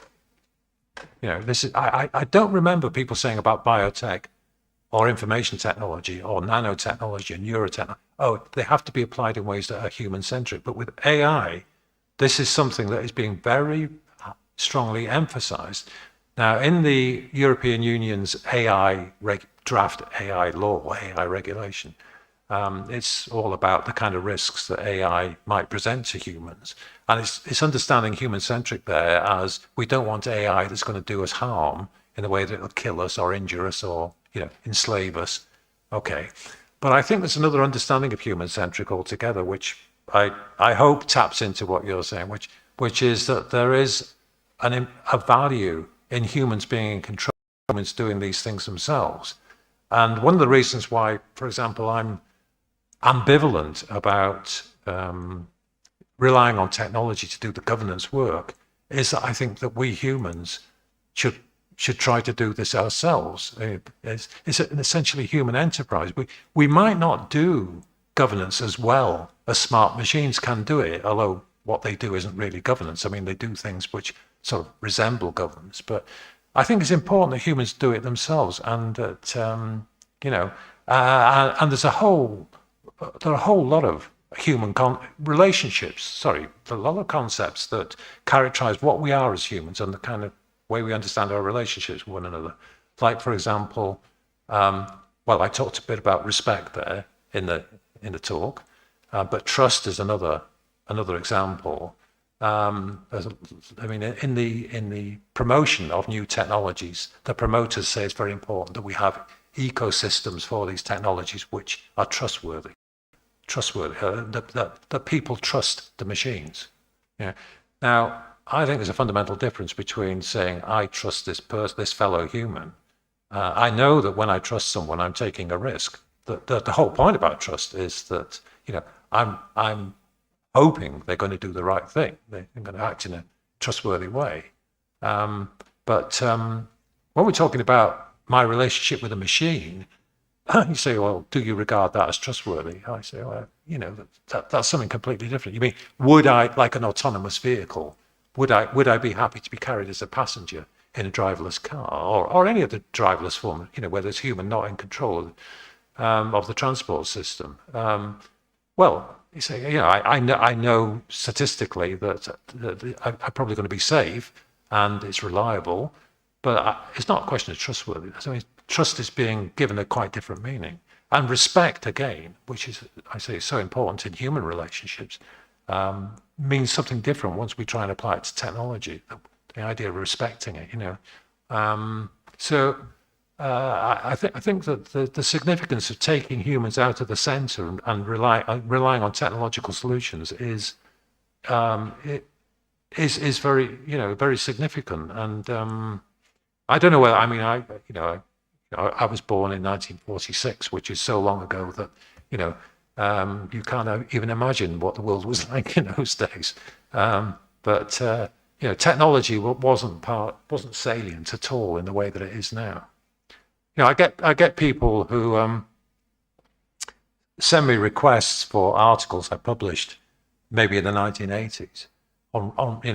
Students usually want to get hold of an article that's come from there, and I say, I'm sorry, I just don't have an electronic copy of this because that technology didn't exist in those days. You're going back to, it's like, I'm afraid I didn't. The last part of the last question you asked about the controversy and about universities or students not asking questions. I'm sorry, I didn't quite get what that question was. But we're out of time.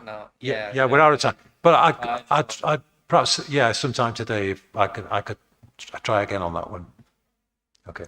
But we have now some time. Maybe we are going to change. Vamos a cambiar un poco el orden por el tiempo, porque hemos empezado muy tarde y la cafetería también está esperando para ofrecer el café. Entonces vamos a parar ahora, tomar un café, descansar un momento hasta las 11:45, más o menos. Tenemos 20 minutos, ¿vale? Y retomamos a las 11:45 para la conferencia de Jacob Reinhold. We're going to, Jacob, you have to stop now to have a coffee break. Now and after the coffee break, we continue in 20 minutes with your talk. Okay?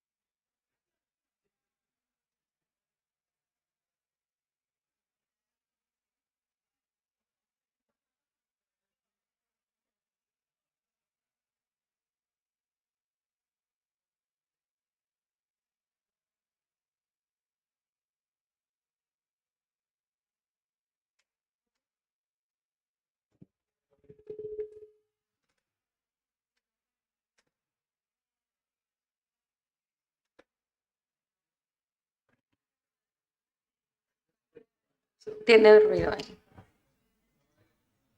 A ver, igual. Ahora, ¿ya? Entonces es mejor así, abiertos los dos. Ok.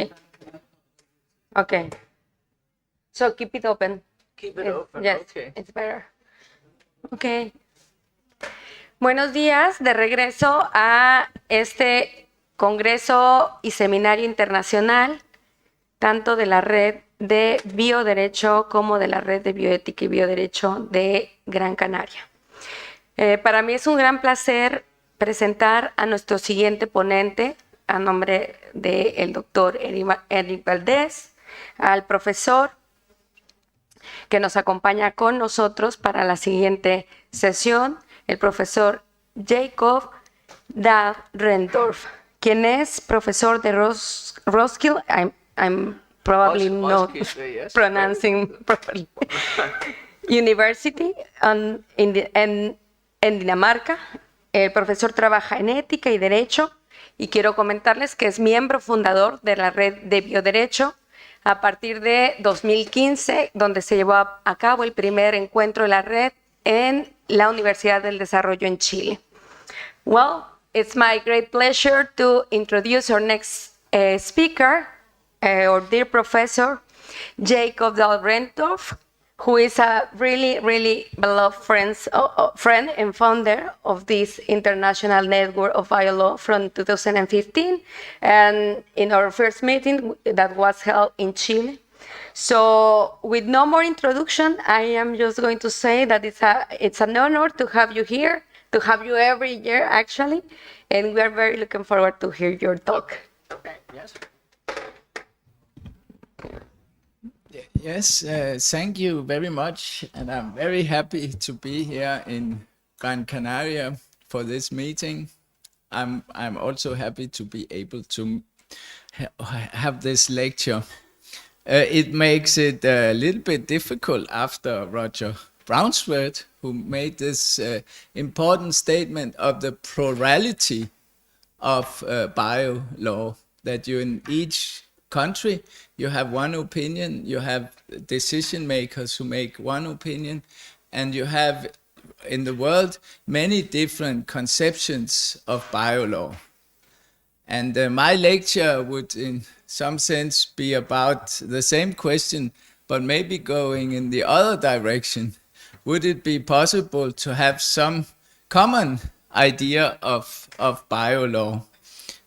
For example, if you talk about cosmopolitanism, what would be cosmopolitanism in biolaw? Some common ideas of biolaw.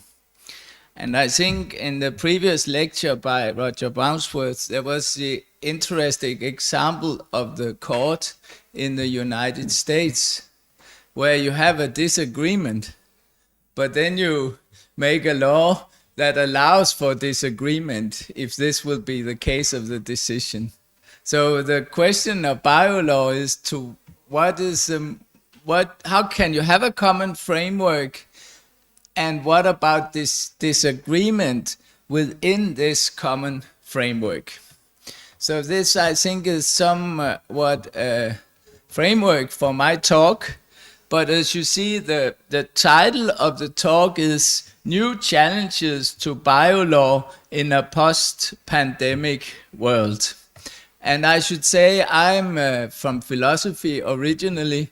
I work in an interdisciplinary department where we have law, economics, social sciences, political science. So I think my view on law, on biolaw, is a broader concept. It's a somewhat philosophical concept of the core of biolaw, but it's also biolaw integrated into the social sciences. So it's a broader concept. It's also when in the last lecture, we had the discussion of governance. So it's also law to link to governance and the idea of governance and biolaw.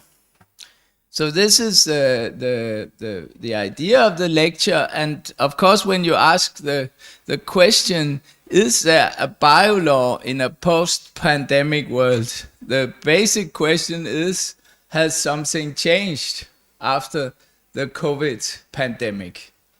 So that's a question for discussion, and the question for discussion is there a possibility of a cosmopolitan biolaw?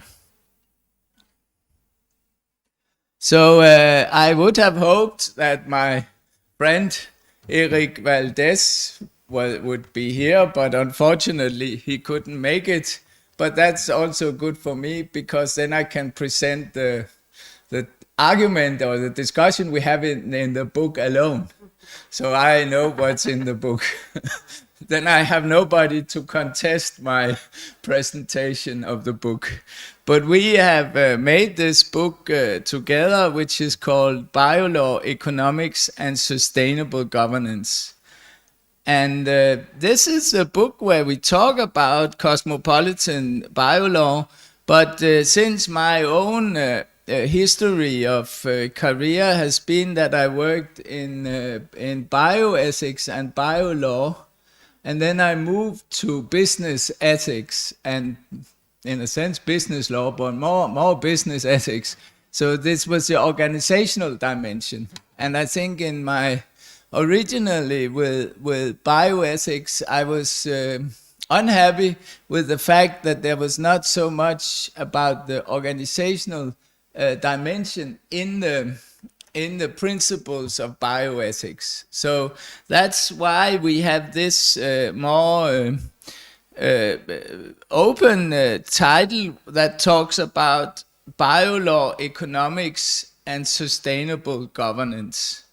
And as you see, as written there, this is a book on the implications and applications of cosmopolitan biolaw to economics and sustainable governance in pandemic and post-pandemic times.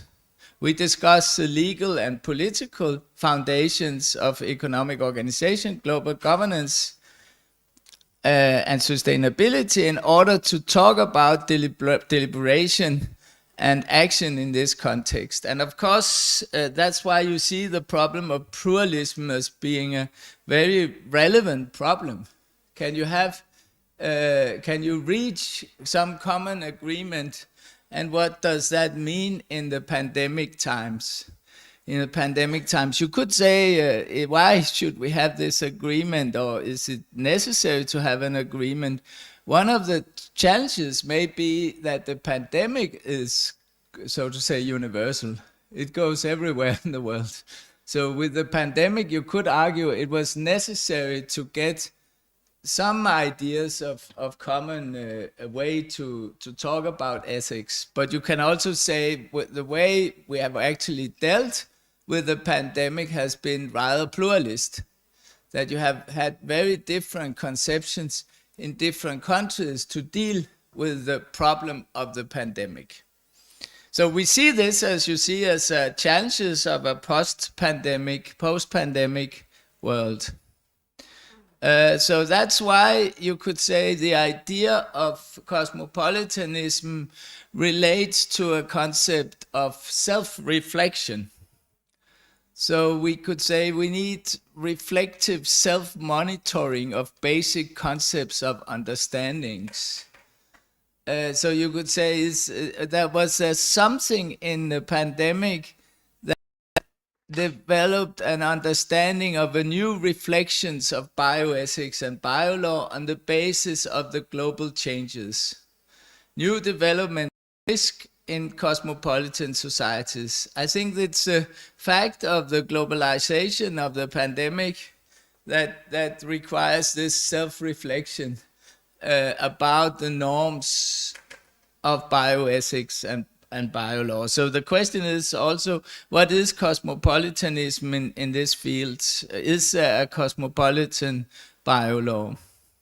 So we could say, use this concept of rethinking. What is it to rethink biolaw after the challenges of COVID-19? So you can, does it imply new conceptions of community, new social, economic, and political transformations that have changed the circumstances of healthcare, law, and ethics radically? It's a good question. Has there been a change? We wrote this book last year while there was still a pandemic. But it's like now we are just going back to as we lived before the pandemic. Or have we changed in basic ways of seeing disease, seeing bioethics? Has there been a more open concept of ethical principles? Has there been a more tolerance, for example, with regard to vulnerability? A positive, some way, an optimistic interpretation of what happened is the concern for the value of human life, that there has really been in many countries a concern for taking care of the most vulnerable in society on the expense of the majority, the rights of the majority to do as they want. So that could be an interpretation saying, did there emerge some new concept of vulnerability out of this, out of all the challenges of the pandemic society? But I have some colleague sociologists in Denmark, and they wrote a book called The Pandemic Society. So you can have this discussion: what is the pandemic society? They were arguing we went into a new epoch of the pandemic society. So in the book, I mention, I refer to their concept of the pandemic society. And here you can go back to the old sociologist Ulrich Beck, who many years ago wrote this book called Risk Society. It's actually 30 years ago. This was the Risk Society. It was the idea that the society in modernity is a society that takes much more risk. That his concept was a relation between the powerful and the governed and the people who governs them. And the idea was that those who govern, in order to justify their position in power, they need to take more and more risk on behalf of those who are governed, in the sense of creating more welfare, creating better life conditions, and so on. And the paradox of risk society is we have increasing catastrophes. At one hand, we have this increased growth to maintain the wealth conditions of people in society. On the other hand, we have the environmental crisis now that has become the climate crisis. We have the crisis of resources, and we may also have the pressure on some countries with regard to poverty. And actually already in this book, which is more than 30 years ago, I think he also mentions the crisis, the potential crisis of pandemics because of the globalization. And what characterized Ulrich Beck's work as a sociologist is that he moves more and more into the concept of cosmopolitanism. And of course, the question was, could you find some way to solve global problems together, globally, where you have global challenges? So that is one understanding of the pandemic from a sociological point of view. But we could also mention two other sociologists. There was a French postmodern sociologist, Paul Virilio, who talks about the speed, that the society was moving faster and faster. He made a lot of analysis of speed. You have cars, you have airplanes, you have the work life is going up in speed. And this was also related to a sociologist, a German sociologist, Hartmut Rosa, who is now very, very popular in Denmark, at least also in Germany, who talks about social acceleration. So what characterized their concept of complex society is that it is based on a collective and economic acceleration and high speed as the foundation of multiple social changes. So the question is, on one hand, the pandemic has slowed down, you could say it slowed down a lot of processes of speed, of fast movement. And Harmut Rother has a concept of resonance, which simply means in some way you are going to stop to find a meaning and listen to the deep meaning in your life. And at some time during the pandemic, when everybody was sitting at home, you could say there was this opportunity for existential self-reflection. So that's of course interesting, but it led also to a lot of loss of meaning. So we have this whole existential reflection about what happened before and after the crisis, and I think a lot of people, for example, in the beginning there was a question of the divorce rate. In many countries, you have a lot of people who got divorced during the pandemic because they were reconsidering their personal lives and the whole context of their life. So there has been this slowdown of the acceleration movement, but on the other hand, it's like it has gone back in speed. I think now we are back, or has it changed? So that's two, there's a risk society challenge, there's a social acceleration challenges, and then you have an important question that I think has emerged in terms of governance and sociology and also legal governance, is this question about biopolitical surveillance. And I think in many countries there was the criticism that this became more surveillance. The increase of biopolitics and strong governance says that we combine elements of a disciplinary community suggested by the French philosopher Michel Foucault. He talks about disciplinary community, and then his colleague Gilles Deleuze talks about the control society. And this very famous book, The Age of Surveillance Capitalism, draws on these two conceptions. So in a sense, are we moving towards a new powerful form of monitoring and social command, which characterizes the pandemic society of control? So is it a pandemic society of control? And there you can use this concept of surveillance capitalism by Shoshana Zuboff, where she talks about this emergence of self-regulating, self-control is important also. It's also that she talks about the big internet companies, but self-creation of value for the companies that we, in a sense, you put you put something on Facebook and so on. So you create yourself the value of the company. At the same time, this is an increased possibility of control because you get a lot of big data. And of course, the question is, was the pandemic a part of a control society? When I recently went to South Korea for a meeting, I had to make, I have all my vaccines plus some extra that I had COVID. So I had 4 papers. But in addition, I had to make a test. Before I went on the plane, I had to download an app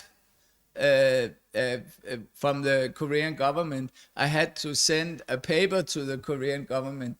When I arrived in Korea, I have to take one more test, and I had to register on this app. And of course, you can say, is this a society of control that we are building? I think it's an example of many societies where we have this.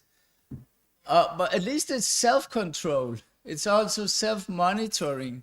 And what is interesting is that, of course, we all understand the value of it, but do we contribute for the future to create a stronger society of control?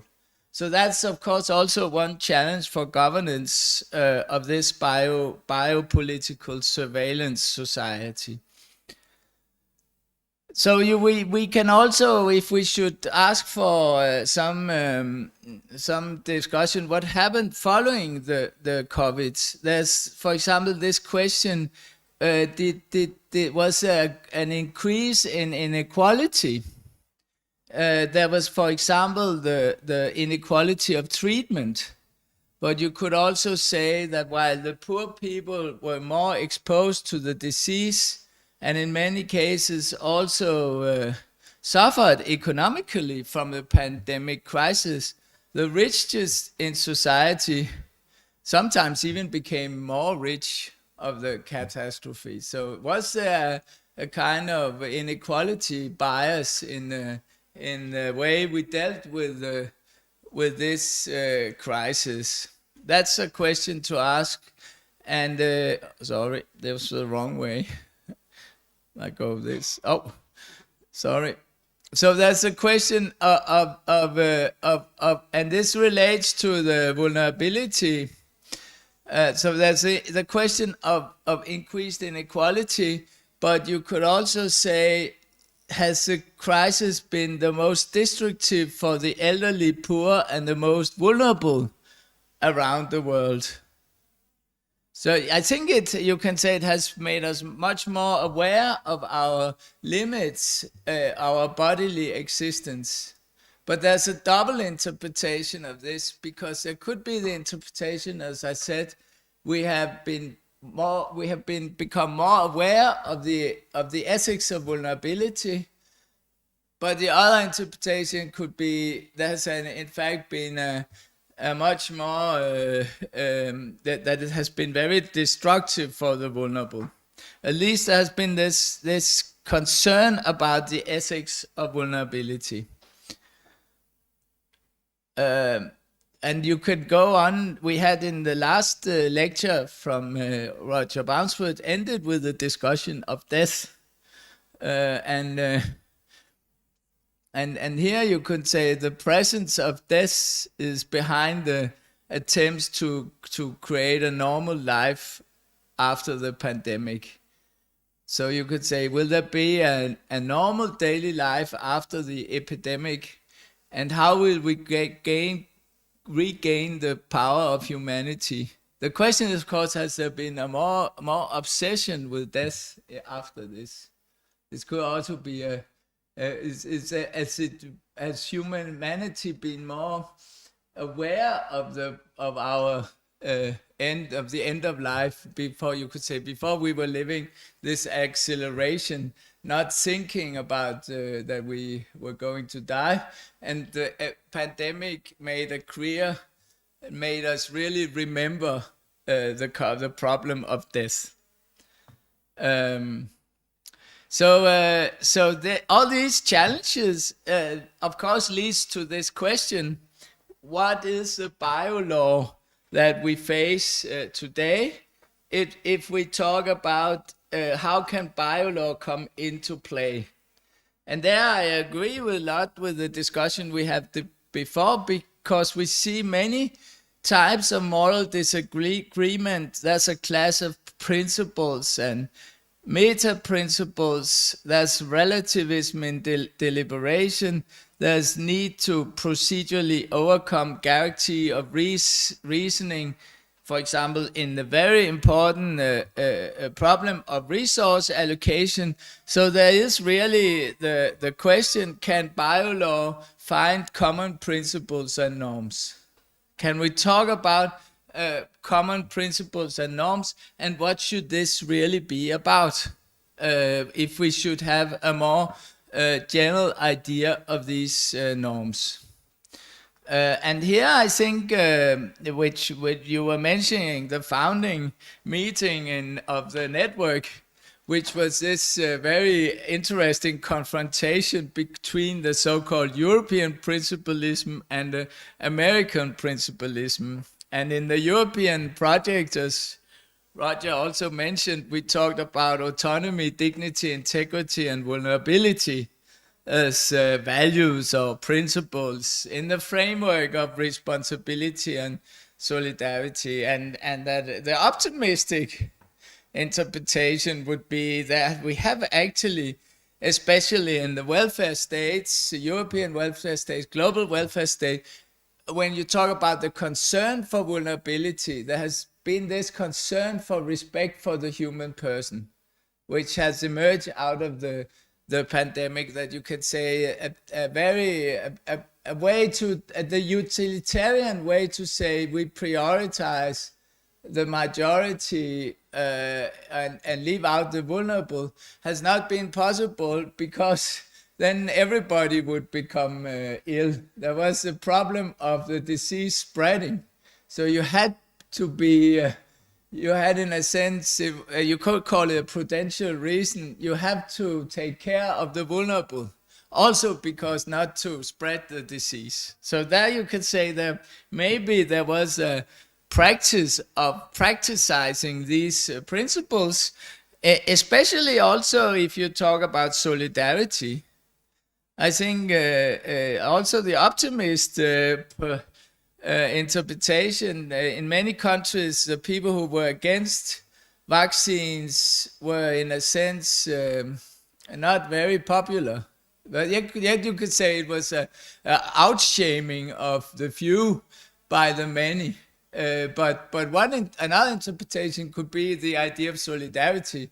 For example, as you see in the French, when you listen to French radio, you always, they call it the Ministry of Health and Solidarity.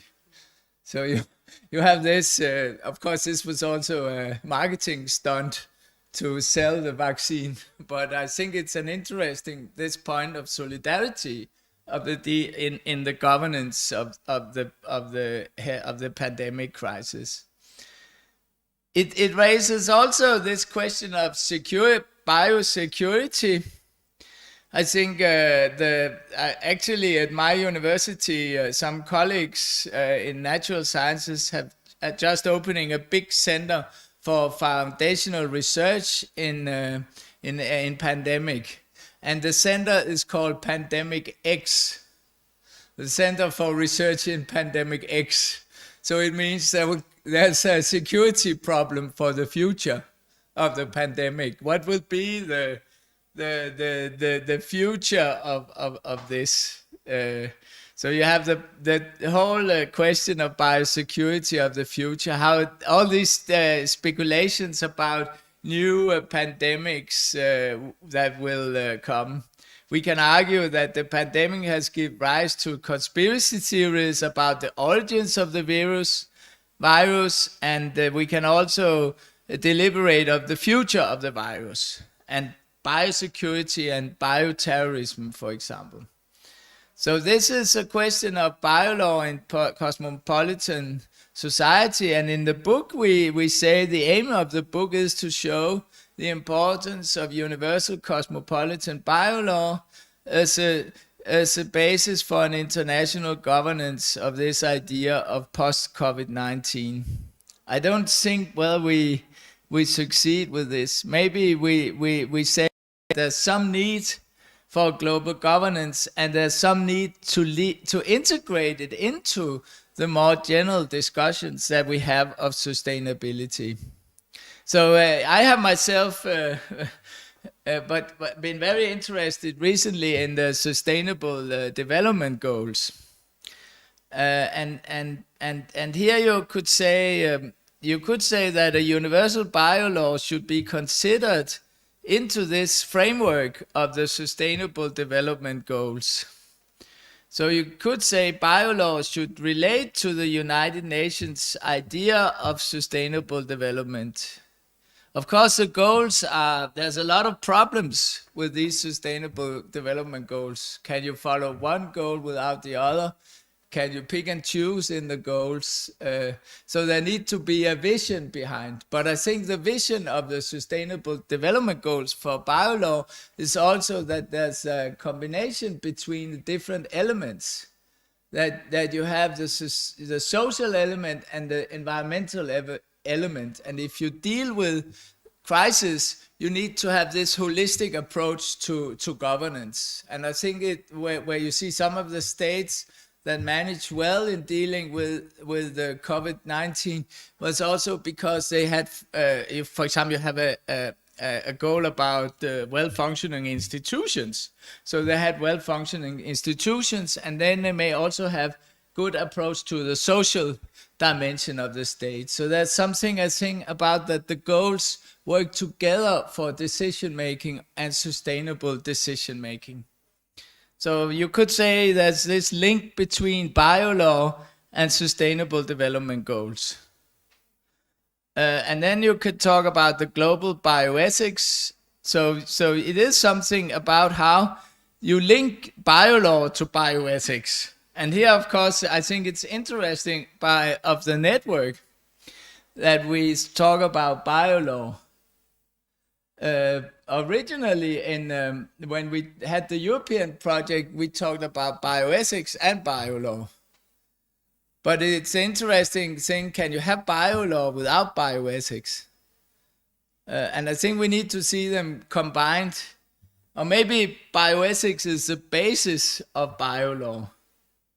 That's at least also a discussion where I think I have with Eric, that he sees more biolaw as a basis. But it's interesting if you then see biolaw as a procedures, and then people have different meanings of bioethics. But on the other hand, you also need a bioethical justification of your biolaw. Or is it possible to have a biolaw that is not bound to a bioethics? So that's an interesting discussion related to this idea of cosmopolitanism. And here I think in the book there's also the question whether we have do we have really a pluralism of biolaw in the world? What is the development of biolaw in the different parts of the world? And is it possible of a cosmopolitan approach?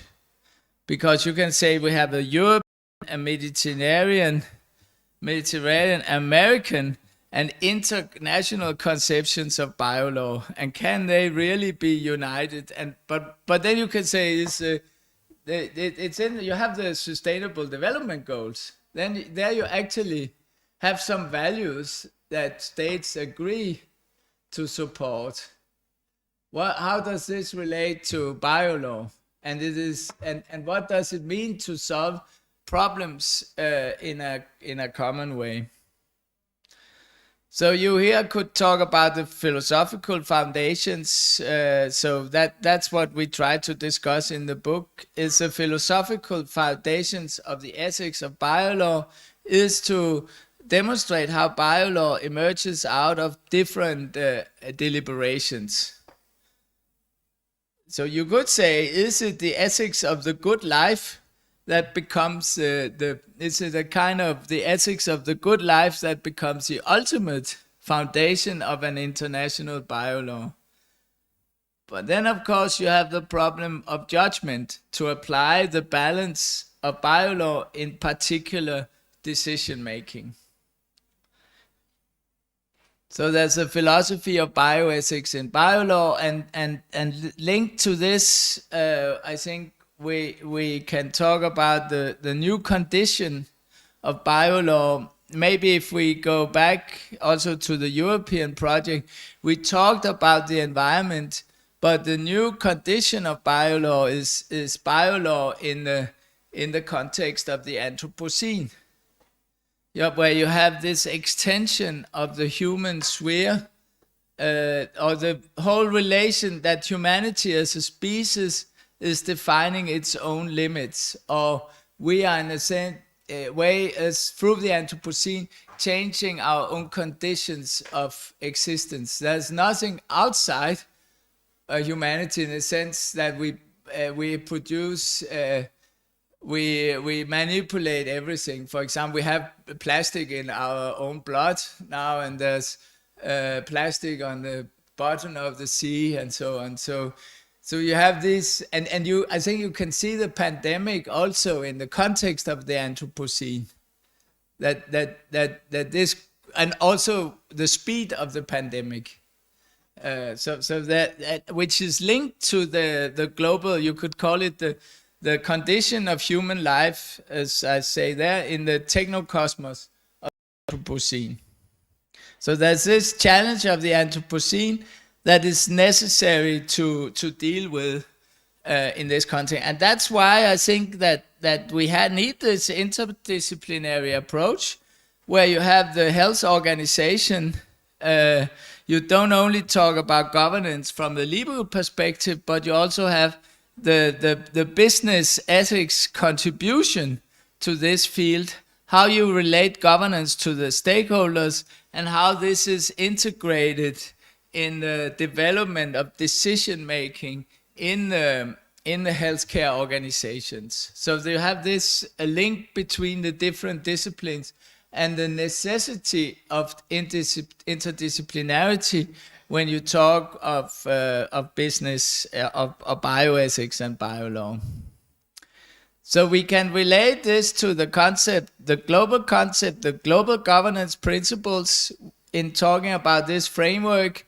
And there you, of course, you can say, how does this global governance principle relate to what actually became the different models of dealing with the pandemic? If we look at the governance regimes, you would have some states which were based by a strong welfare policy, strong intervention of the state, very strict regulation. And in the beginning, in 2020, you have other states who were very, very laissez-faire. They didn't want to do anything in the beginning. They thought it was a matter of personal freedom. And then you have perhaps a welfare state approach, which tried to have a more stronger intervention, but at the same time had a necessity to protect the freedom of the individual as based as human dignity. So in many countries, it also became the question of trust. And of course, is it possible to define some common framework to see at these different regimes of governance and what's the right thing to do? So that's also something for evaluating the different approaches in the different countries. So the book asks this question, the vision of a cosmopolitan biolaw in times of COVID-19, where we focus on the Sustainable Development Goals. It's a little part of the book, I should say, but it's a kind of framework.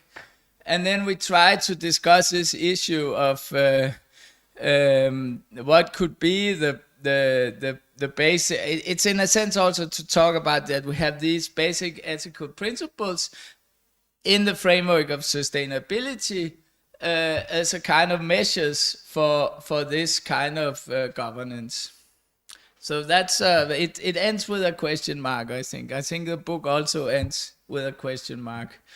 But it's at least a discussion of some important problems after the pandemic.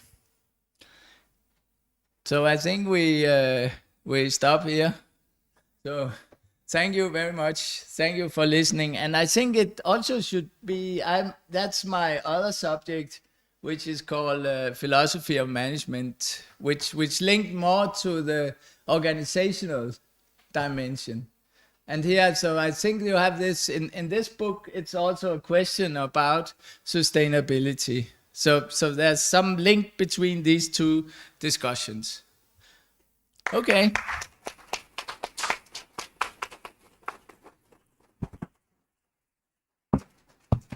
Thank you very much, Professor Jacob.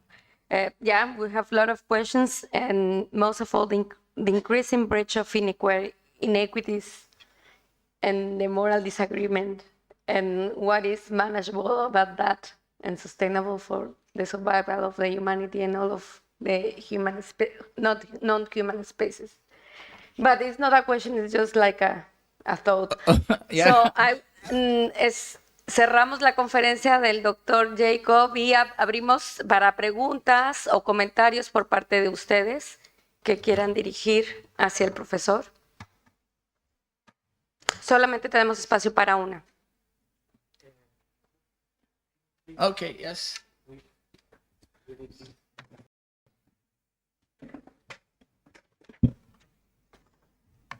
Ahí está. Sí.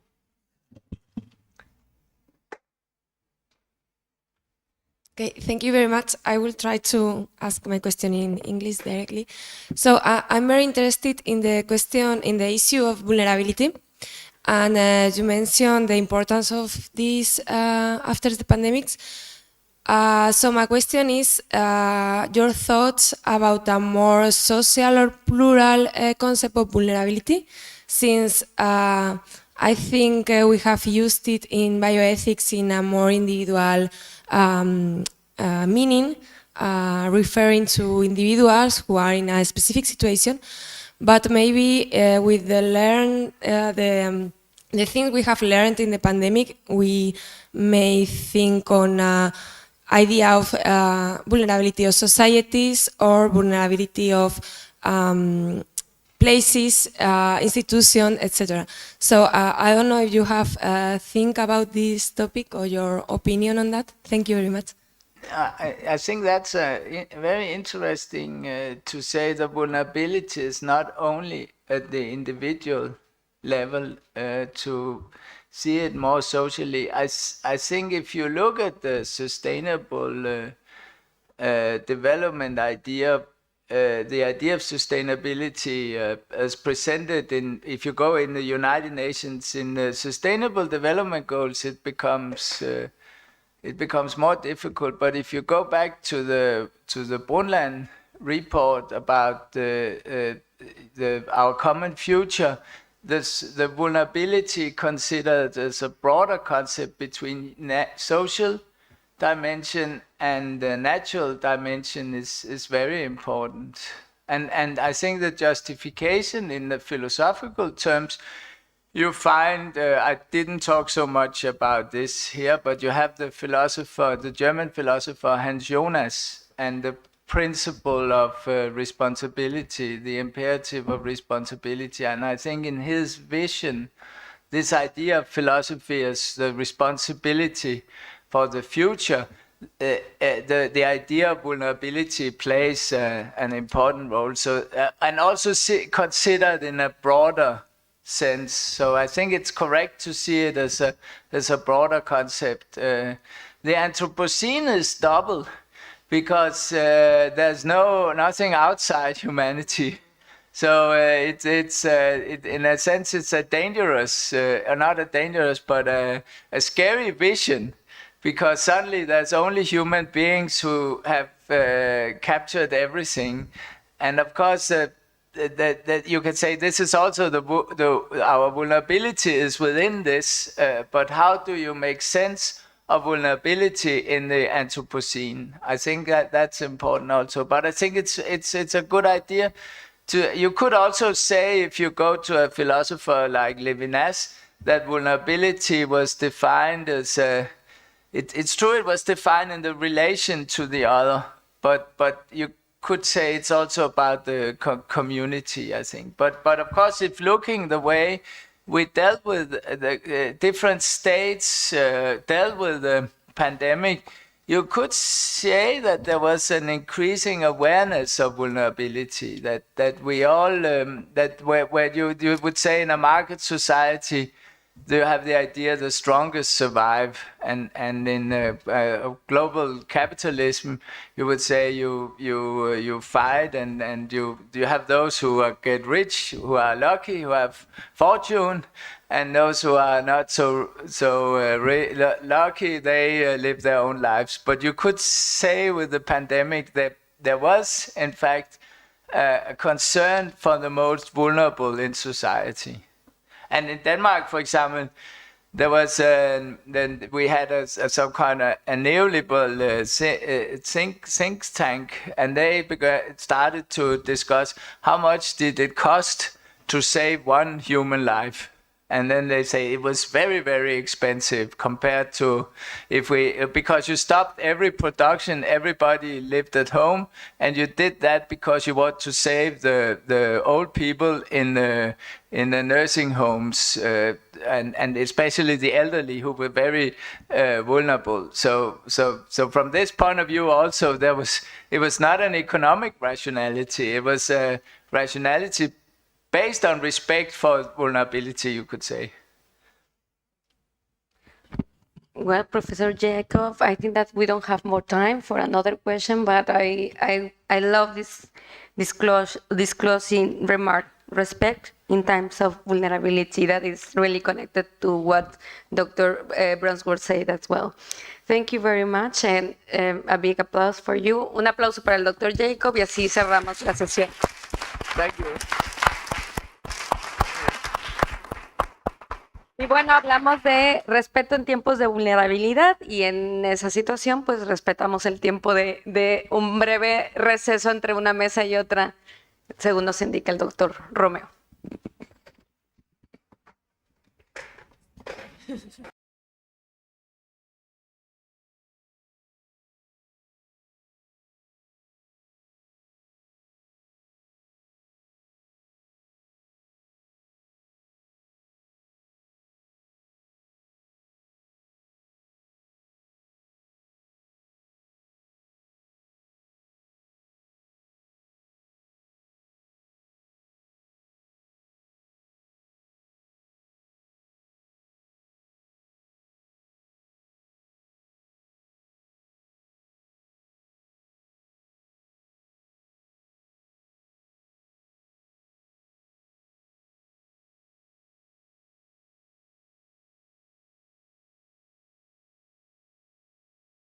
Pequeño cambio en esta mesa. En el último programa que os he colgado ya tenéis pues,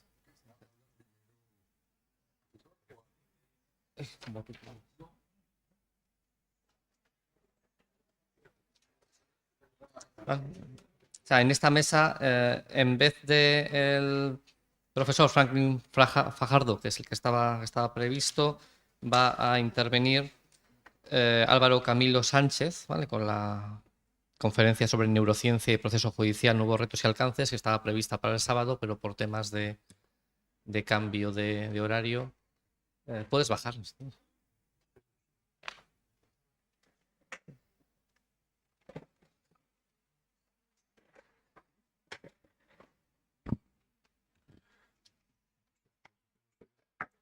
Sí, tú y él, los dos.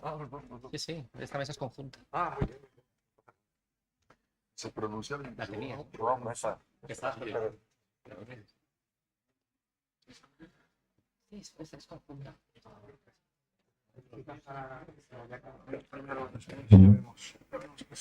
Tú primero. Aquí el sombrero y todo. Estamos. Sí. Hola. Hola, buenas. Solo comentar, el servicio de traducción simultánea terminaba con la anterior ponencia, de manera que quienes hayan retirado el dispositivo para traducción simultánea pueden acercarse a devolverlo para recobrar su identificación. Procedemos ahora, si les parece, antes de comenzar la siguiente mesa. Gracias. Tengo. 20 minutos para ir a... Bueno, muy buenas tardes de nuevo. Entonces es para mí un honor presentar a dos profesores muy importantes. En primer lugar, el profesor Joao Proença Xavier, PhD, una extensa hoja de vida, no quiero ser injusto en la presentación, entonces de la Facultad de Ciencias Jurídicas, del programa Erasmus, con estudios postdoctorales, Research Scientist, Derechos Humanos en Perspectiva Comparada, Brasil-España, de la Universidad de Salamanca. Doctor en Derechos Humanos por la Universidad de Salamanca también, investigador experto en Derechos Humanos, Derecho Comparado, Medicina de la Reproducción, Derecho Biomédico y Políticas Públicas por la Salud. profesor doctor integrado del 620 Centro de Estudios Interdisciplinarios del Século XX, Universidad de Coimbra, Portugal, miembro del Instituto Jurídico Portucalense de la Universidad Portucalense Infante Enrique de Portugal, ¿no? Portugal. Miembro del Grupo Internacional Dimensiones Human Rights, licenciado en Derecho de la Universidad de Coimbra, Portugal, con máster en Human Rights and Democratization. Sigue la línea de investigación en Derechos Humanos y Biomedicina, coordinador en el área científica, bioética y derecho biomédico o IBERJUR. En fin, es una hoja bastante impresionante. Es un honor para nosotros tener al profesor Joao Proença Xavier. Por favor, doctor, su auditorio. Vale, muchas gracias a todos y a todas. Y bien, como estamos los tres, yo como abogado consignado en el Ilustre Colegio de Abogados de Coimbra y hermanado con el Ilustre Colegio de Abogados de Salamanca, no voy a prescindir de mi derecho constitucional de hablar sentado. Entonces, me permiten, así lo haré juntamente con mis compañeros desde esta mesa. Agradecer a todos la invitación a esta universidad con que ya conecto desde la Facultad de Ciencias Jurídicas como profesor invitado, pero aquí en las Ciencias de la Salud es la primera vez y pienso que no será la última porque me ha encantado venir aquí a este congreso. Espero que podamos conectar próximamente en Coimbra con todos y todas aquí en la Universidad de Las Palmas de Gran Canaria. A ver, sin más, a ver que me apunto aquí a decir todo lo que tenía para deciros. La problemática que traigo aquí hoy como un clásico jurídico de barra de tribunal, un profesor de Derecho puede ser así un poco más fastidioso para los estudiantes de Medicina, pero pienso que les interesará algo de las leyes también y de la visión de bioética para el futuro de España y Portugal en contexto ibérico. Entonces, mi presentación no tiene nada de digital, es todo sin luz, funciona. Desde que me oigan, no precisa de traducción simultánea, perdonen ahí mi iberismo, porque como saben, soy portugués y no español, entonces la lengua de Camões es la primera y después la de Cervantes. Bien, fecundación post-muerte en contexto ibérico en los siglo XX. Es un trabajo y un análisis crítica de lo derecho comparado sobre la posibilidad ibérica de la fecundación post-muerte. Un tema muy novedoso e importante que otros altísimos autores aquí ya hablaron a mucho tiempo de atrás y ya escribieron en otros idiomas normalmente en lo de Shakespeare. Pero bien, como se escribe y publica casi naturalmente, como ustedes saben, en derecho médico, y en biomedicina y en medicina en general. Del lado portugués, la ley portuguesa de reproducción médicamente asistida, ley 32 de 2006, sigue siguiendo funcionando aquí para este comparativo, de 26 de junio, trata de la inseminación post-muerte en su artículo 22, donde caracteriza esta cuestión como la posibilidad de una mujer viuda de ser inseminada después de la muerte de su marido o compañero con los semen del fallecido. La ley portuguesa prohíbe esta posibilidad, aunque que el marido o compañero haya consentido en lo acto de la inseminación, pero ya considera lícita la transferencia post-muerte de embrión establecido que éste, con el consentimiento escrito previo del de cuyos, del muerto, otorga con la intención de posibilitar a la pareja la construcción de la familia y descendencia realizada o realizando su proyecto de parentalidad. De modo distinto, en esta materia y también en 2006, la Ley Española de Técnicas de Reproducción Humana Asistida, la importante novedosa al tiempo Ley 32/2006 de 26 de mayo, determina que el consentimiento previo y escrito del fallecido será prestado por documento público. Muchísimo importante. Un apunte de mi tesis doctoral, que es lo único ordenamiento jurídico que pide una dignidad tan grande y jurídicamente sustentada para este consentimiento firmado con escritura pública o testamento u otra forma pública de reconocimiento, para que su material genético pueda ser utilizado hasta el primero aniversario de su muerte. Quid iuris, que quiere decir en latín ¿qué de derecho? Y ahora, ¿qué hacemos nosotros, los jurídicos y los expertos y los estudiantes de la bioética y bioderecho? Aquí tratamos de analizar las propuestas legislativas apuntando sus nuances y opinando sobre cuál nos parece ser la perspectiva más acertada, bajo nuestro punto de vista, sobre esta temática de la cuestión de los derechos humanos de naturaleza reproductiva. El artículo 22 de la ley portuguesa indica que, no voy a traducir, pero pienso que me van a entender. A ver, prometí que habría en castellano, pero aquí voy a citar directamente. O semen que com fundado receio de futura esterilidade seja recolhido para fins de inseminação do cônjuge ou da mulher com quem o homem viva em união de facto, é destruído se aquele vier a falecer durante o período estabelecido para a conservação do semen. A ver, y ahora seguimos. Situación que, según nuestra opinión, no nos parece la más humanista. Y paso a traducir aquí, retrospectivando un poco.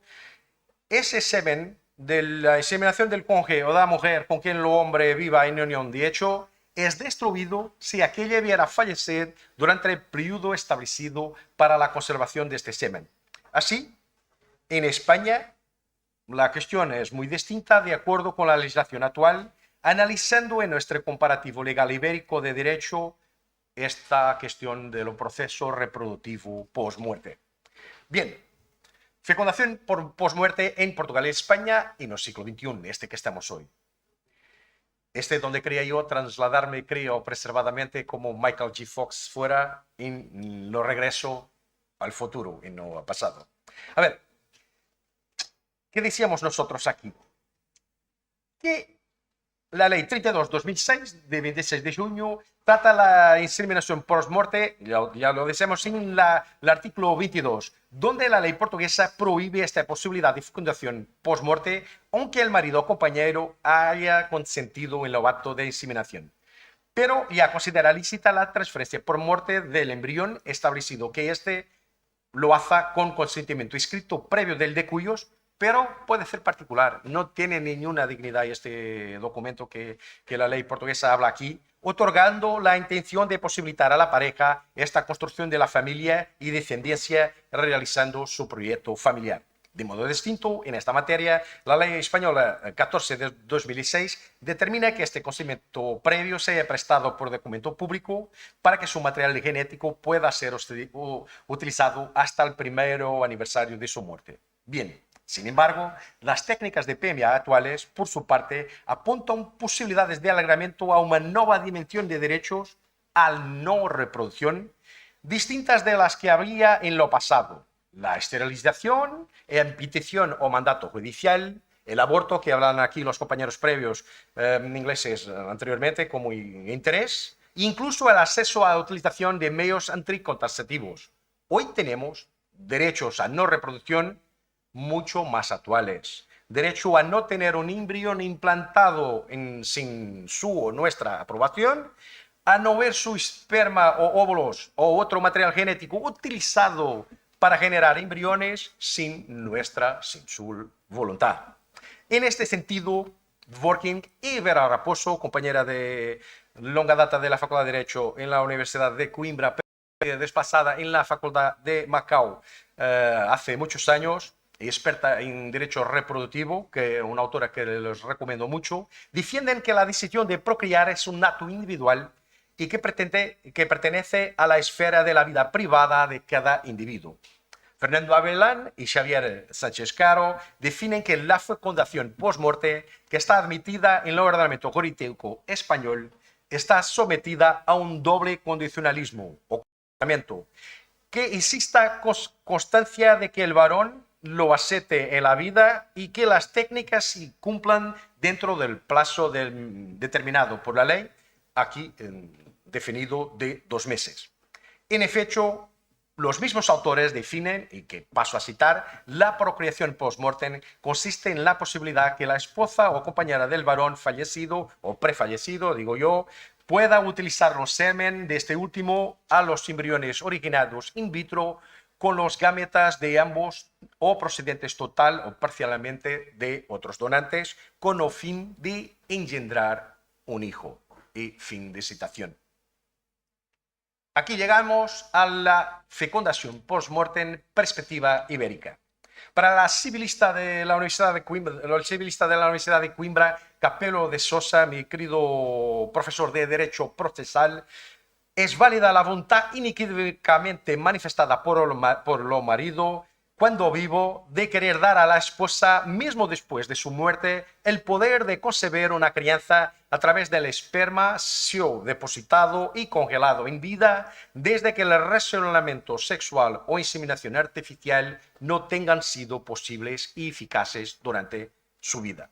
Así, en el mismo sentido, la profesora de Lisboa, Stella Marcos Neves Barbas, defiende, y yo propio defendemos, que es admisible la inseminación artificial post-mortem desde que haya sido autorizada por el fallecido en documento auténtico, digo yo, testamento o escritura pública, como en España, así debería ser, lo pensaron primero y mejor que nosotros, y cuando el embrión, además la ley portuguesa no lo dice expresamente, pero lo debería decir en nuestra opinión, y cuando el embrión sea utilizado por la viuda o compañera a los 3 meses siguientes a la muerte del marido o compañero, y en los casos especiales, caso de situación de alto riesgo, estado de guerra o enfermedades terminales.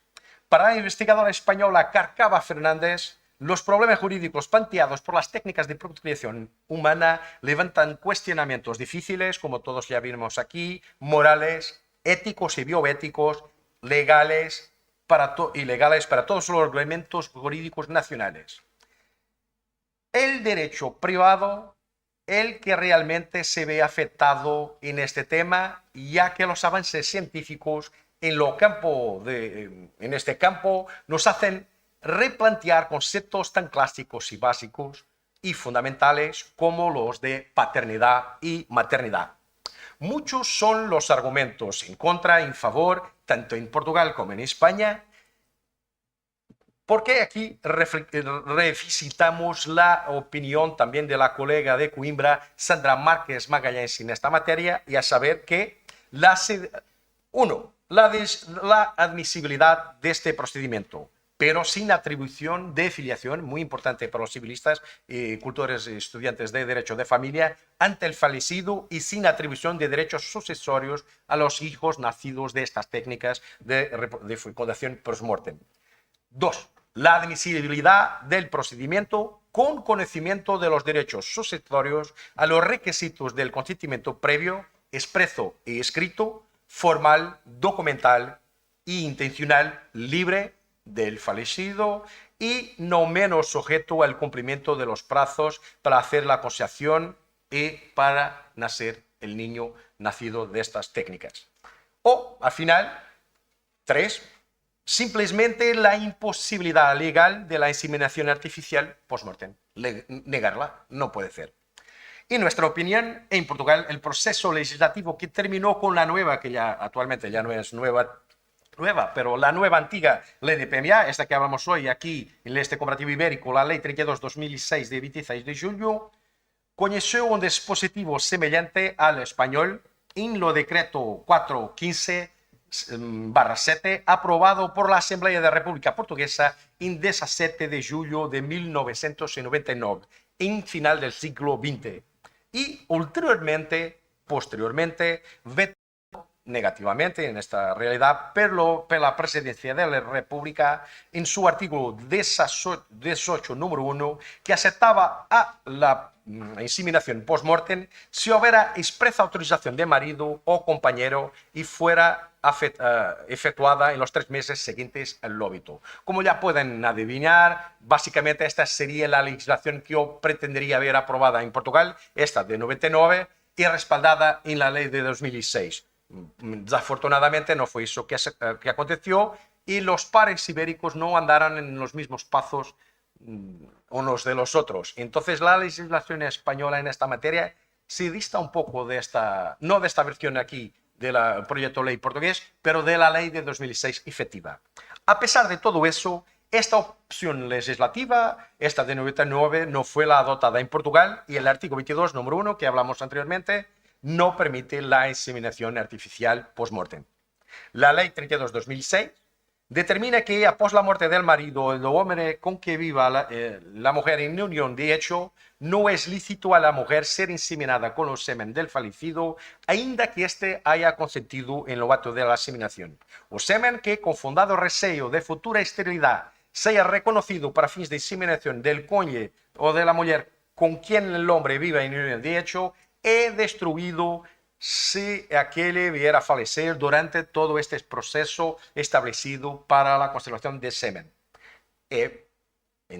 Por él, lícita la transferencia post-mortem del embrión para permitir la realización únicamente de un proceso parental claramente establecido por escrito antes del fallecimiento del padre, decorrido que haya el plazo ajustado a la adecuada ponderación de esta decisión. Como bien, no se determina ni 12 meses como en España, ni 3 meses como la visión previsional de la ley previa, pero bien, una ponderación hay que hacer para saber si pueden implementarse o no.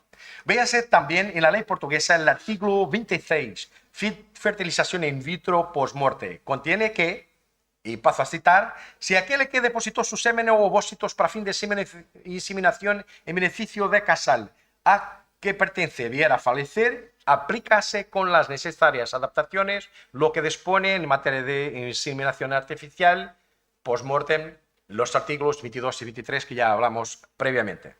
Ya la ley española, en su artículo 9, apartado 2, nos dice, estatúe, que el marido podrá prestar su consentimiento en documento a que hace referencia en los artículos 6.3, en escritura pública que hablamos, y bien en testamento, y bien todo documentos públicos o documento de instrucciones previas para que su material reproductor pueda ser utilizada en los 12 meses siguientes a su fallecimiento para fecundar su mujer.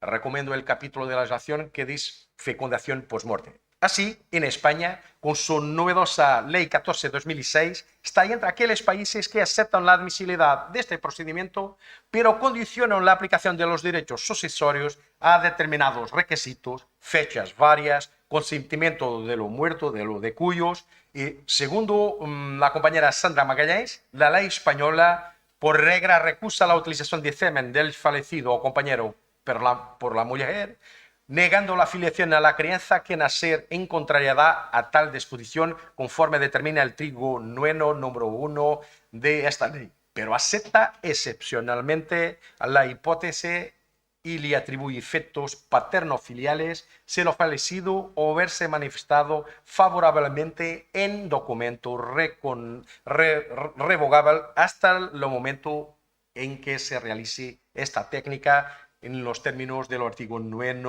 número 2.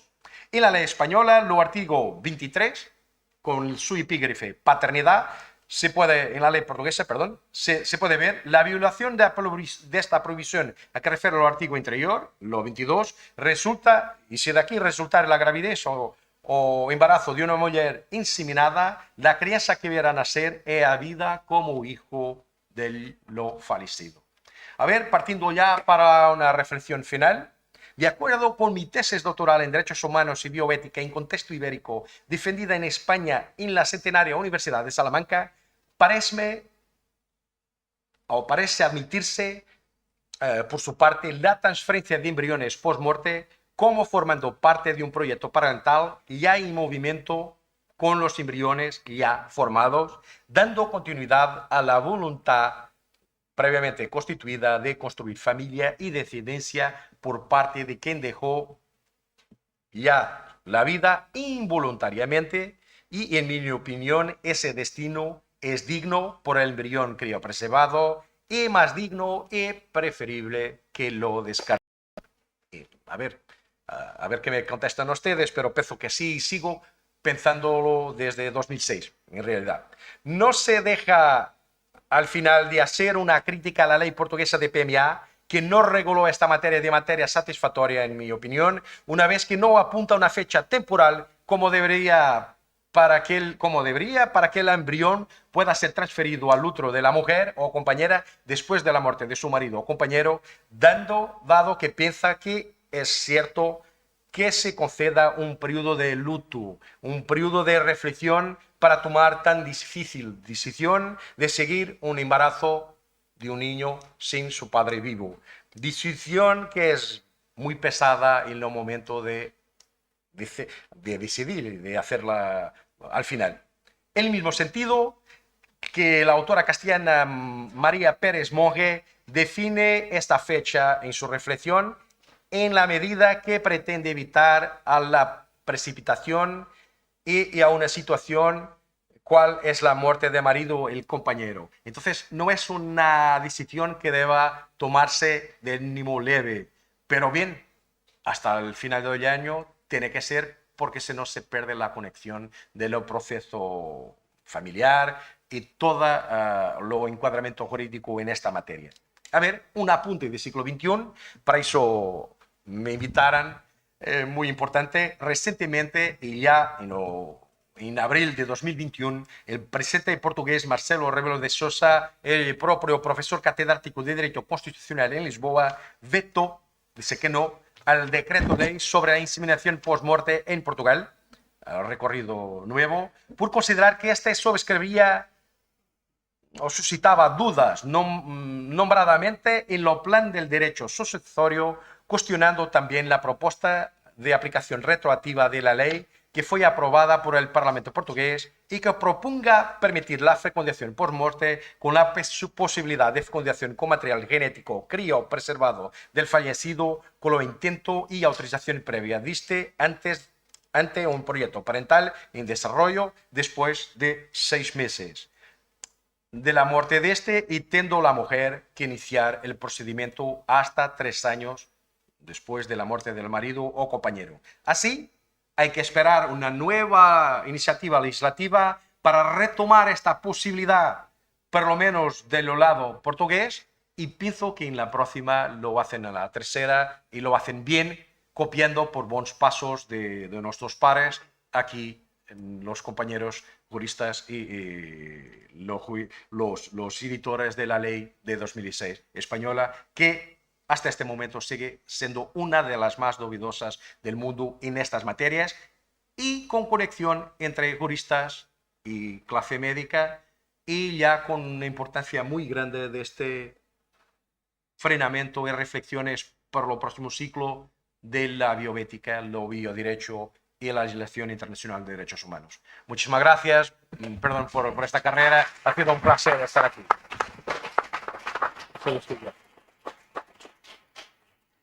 Muchas gracias al profesor Joao Proença Javier por su excelente disertación. Es un honor escucharlo.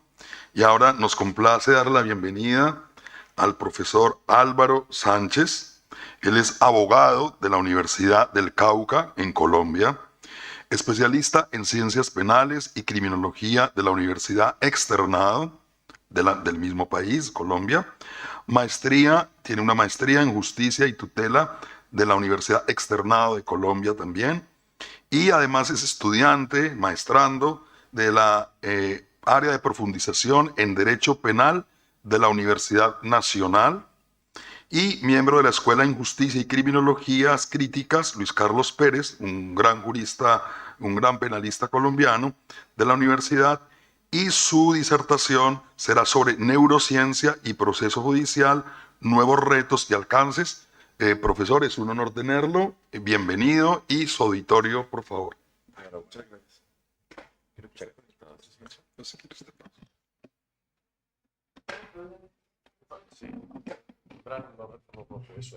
Ahí. Sí. Bueno. Sí, las diapositivas.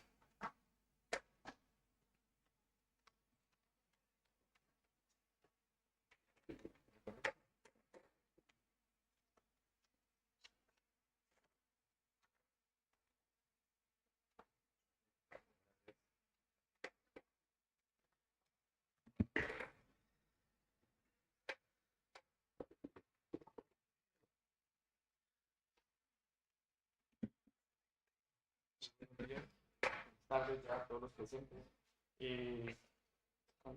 Sí, bueno, lo que voy a disertar o el tema que voy a trabajar es un tema que es... Ahí, ya. Ok. El tema que vamos a trabajar es neurociencias y derecho penal, ¿sí? Es un tema de investigación que venimos trabajando hace 6 años con el profesor Franklin en la Universidad del Cauca, en Colombia, ¿sí? Y el tema que voy a trabajar en precisión, sí, es un tema ya enfocado al tema de derecho procesal, ¿sí? Inicialmente, digamos por el tema de apertura, ¿sí? Siempre trabajamos con un caso, ¿sí? Es un caso que fue estudiado en la obra de Antonio Damasio, un texto que se llama El error de Descartes, que es el caso de Phineas Gage, ¿sí? Digamos que el estudio del cerebro o hasta el siglo XVII-XVIII venía siendo muy dominado por la famosa frenología, ¿sí? La craneología o la frenología lo que establecía era que de cierta forma solamente habían digamos, dos partes. El cerebro, digamos, que ha sido concebido en tres etapas, ¿sí? La primera etapa, que es el cerebro reptil, que es inicialmente el que contempla pues, el mesencéfalo, el encéfalo, y es aquel que está encargado de aspectos, digamos, como lo tienen las serpientes, ¿sí? El tema de controlar el tema de la reproducción, la temperatura, ¿sí? Y hay un cerebro que es un segundo cerebro que es más evolucionado, que es el cerebro de los mamíferos, ¿sí? El que es encargado, por ejemplo, entre otras, el tener el hipocampo, ¿sí? Tener aspectos como el recuerdo, tiene también la amígdala, que digamos tiene de ciertas formas la receptación o el tema del control de las emociones, pero había una zona que nunca fue, digamos, concretada o nunca se establecía cuáles eran sus funciones, ¿sí? Se trata prácticamente del lóbulo frontal. El lóbulo frontal, a partir de los estudios de la cronología, con excepción de Joseph Gall, ¿sí? Era, digamos, o se fue concebido hasta el caso de Phineas Gage simplemente como una membrana, es decir, que su función no era otra que de protección, pero prácticamente, digamos, a toda esta función que incluso representa la parte más grande, en este caso del cerebro, no tenía, digamos, o no se le había establecido ningún tipo de funcionalidad. El caso paradigmático que trabajamos es el caso de Phineas Gage, ¿sí? En el respaldo de la positiva se encuentra el cerebro, el cráneo, que se encuentra en la Facultad de Medicina de la Universidad de Harvard. Fue el caso que se suscitó exactamente en el año de 1848. Gage, digamos que vivían en Nueva Inglaterra, ¿sí? Como al noreste de los Estados Unidos, y era un capataz, un trabajador que se encargaba en este caso de construir, bueno, estaban construyendo un ferrocarril que llegaba hasta Vermont, y su función era coger las rocas gigantes, abrir unos agujeros, llenarlos de pólvora y tacarlos para efecto de que las piedras estallen e ir construyendo el recorrido para la construcción de los ferrocarriles. Este caso, que sucedió exactamente el 12 de septiembre del año de 1848, pues fue un caso ok, era un caso que suscitaba, era un caso que suscitó mucha atención por lo siguiente, ¿sí? Pasó un accidente, ¿sí? La forma como atacaban las piedras eran con unas varillas de más o menos o alrededor de unos 2 metros de largo, ¿sí? Y un diámetro más o menos de 3 centímetros, digamos una varilla que pesaba 6 kilos, son unas varillas un poco fuertes, y el momento en el que Phineas Gage, en este caso, atacaba la piedra, se prendió la mecha, se dispara en este caso la varilla y le atraviesa la mejilla izquierda y pues le rompe en este caso el lóbulo frontal, ¿sí? La varilla cae unos 30 metros y lo curioso en ese tiempo es que los propios trabajadores que trabajaban con Phineas Gage lo llevan a Cavendish, ¿sí? A un hotel, porque en ese momento no habían hospitales, y el médico que lo trató, que creo que fue el médico que hizo toda su obra, fue el médico Harlow, ¿sí? Harlow, cuando empieza a tratar a este paciente, se da cuenta de algo muy extraño, ¿sí? Pues un paciente que tiene un cierto tipo de lesión, lo más lógico era que estuviera una persona que estuviese en estado de coma, hubiese caído, pero lo curioso es que él, a pesar de tener su hueco en el cerebro, prácticamente siguió hablando, y es más, ni siquiera había perdido el sentido del humor, ¿sí? Entonces, eso es un caso extraño porque digamos que fue una obra ya por fuera de los límites de la ciencia, porque sería para que un accidente de estos pues diera para que la persona estuviera en un estado fatal, ¿sí? Posteriormente, a los 2 meses, cuando el médico Harlow lo empieza a analizar, digamos que la personalidad o el tipo de personalidad que tenía Phineas Gage hasta antes del accidente pues era un típico luterano, ¿sí? El luterano, pues, o más que todo el ciudadano norteamericano, ¿sí? Tiene un tipo de un comportamiento que es una persona decente, con proyectiva o especulación de un buen proyecto de vida, ¿sí? Entonces era una persona que no tenía de cierta forma comportamientos altaneros o agresivos, ¿sí?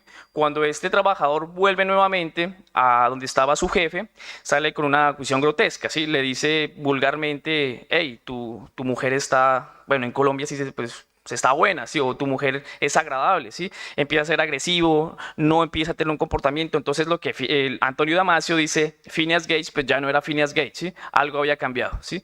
Su espíritu que lo poseía era otro. Entonces, ¿qué fue lo que entendió esto? ¿Dónde se llevó? Que el lóbulo frontal y a partir de los estudios posteriores que se realizan, pues tiene una función elemental. El lóbulo frontal es la orquesta, en este caso, del cerebro, ¿sí? El lóbulo frontal es el que entiende, de cierta forma, o determina la racionalidad, el proceso de sindéresis, ¿sí? Entonces, este fue el gran caso que proyectó, en este caso, a la ciencia. Después, la neurociencia, digamos, uno de los mayores exponentes en esto es Ramón y Cajal, ¿sí? Con los estudios, porque Ramón y Cajal tenía otra facultad, español, por cierto, ¿sí? Y era la facultad de que era un grafólogo, ¿sí? Y fue el primero en enseñar a nivel, digamos, de planos, la neuroanatomía, en este caso, de las neuronas, y es más, fue el primero en hablar en ese caso de la sinapsis, ¿sí? Recordemos de que de las 84.000 millones de neuronas que tenemos, todas funcionan a partir de un sistema sináptico, es decir, lo que hacen las neuronas es abrir una hendidura sináptica y liberar neurotransmisores, y así digamos que funciona en mayor parte el tema cerebral, ¿sí? Posteriormente vienen también los estudios de Broca, ¿sí? Hay un texto muy interesante que lo recomiendo mucho, es de Carl Sagan, creo que lo conocemos todos por Cosmos o por los libros de la ficción, un texto que se llama El cerebro de Broca, una reflexión maravillosa sobre la ciencia, y explica prácticamente los estudios que hizo Broca respecto de esta área, así que es el área que también se la denominó aquí en el lóbulo temporal izquierdo, el área de Broca. Posteriormente también vienen los estudios que realizó, en este caso, Penfield, sobre el tema de que el cerebro en sí es un sistema de circuitos, ¿sí? Y esto no solamente lo tenía Penfield porque ya Marat había trabajado en ranas, y es más, en el año 43 después de Cristo, se puede entender en el imperio de Claudio que incluso los dolores de cabeza se los podía curar, en este caso con la electricidad que liberaban las rayas de torpedo. Pero a todo esto, ¿a dónde vamos? Sí, digamos que esa es como una introducción.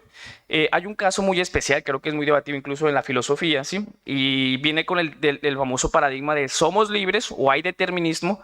Es decir, ¿hay libre albedrío o en este caso somos enfocados por el determinismo? Pues este estudio de Benjamin Libet, que se realizó a partir más o menos de los años de 1960, él trataba de demostrar de que existía, o de cierta forma somos libres en las elecciones, ¿sí? Es decir, en la toma de decisiones podemos definir en este caso o podemos realizarla libremente, ¿sí? Entonces él coloca un ejemplo como el siguiente, ¿sí? Si me ponen a elegir entre el lapicero y el sombrero, ¿sí? Yo conscientemente creo que estoy eligiendo en este caso el sombrero, ¿sí? Esa es, digamos, como conscientemente creo que mi elección es libre, ¿sí? Lo que demuestra el estudio en este caso de Benjamin Libet es que no, que a nivel cerebral, inconscientemente, ya el cerebro ha tomado la decisión. Es decir, esto lo que hace es romper el paradigma, porque lo que nos quiere decir es que no existe el libre albedrío, ¿sí?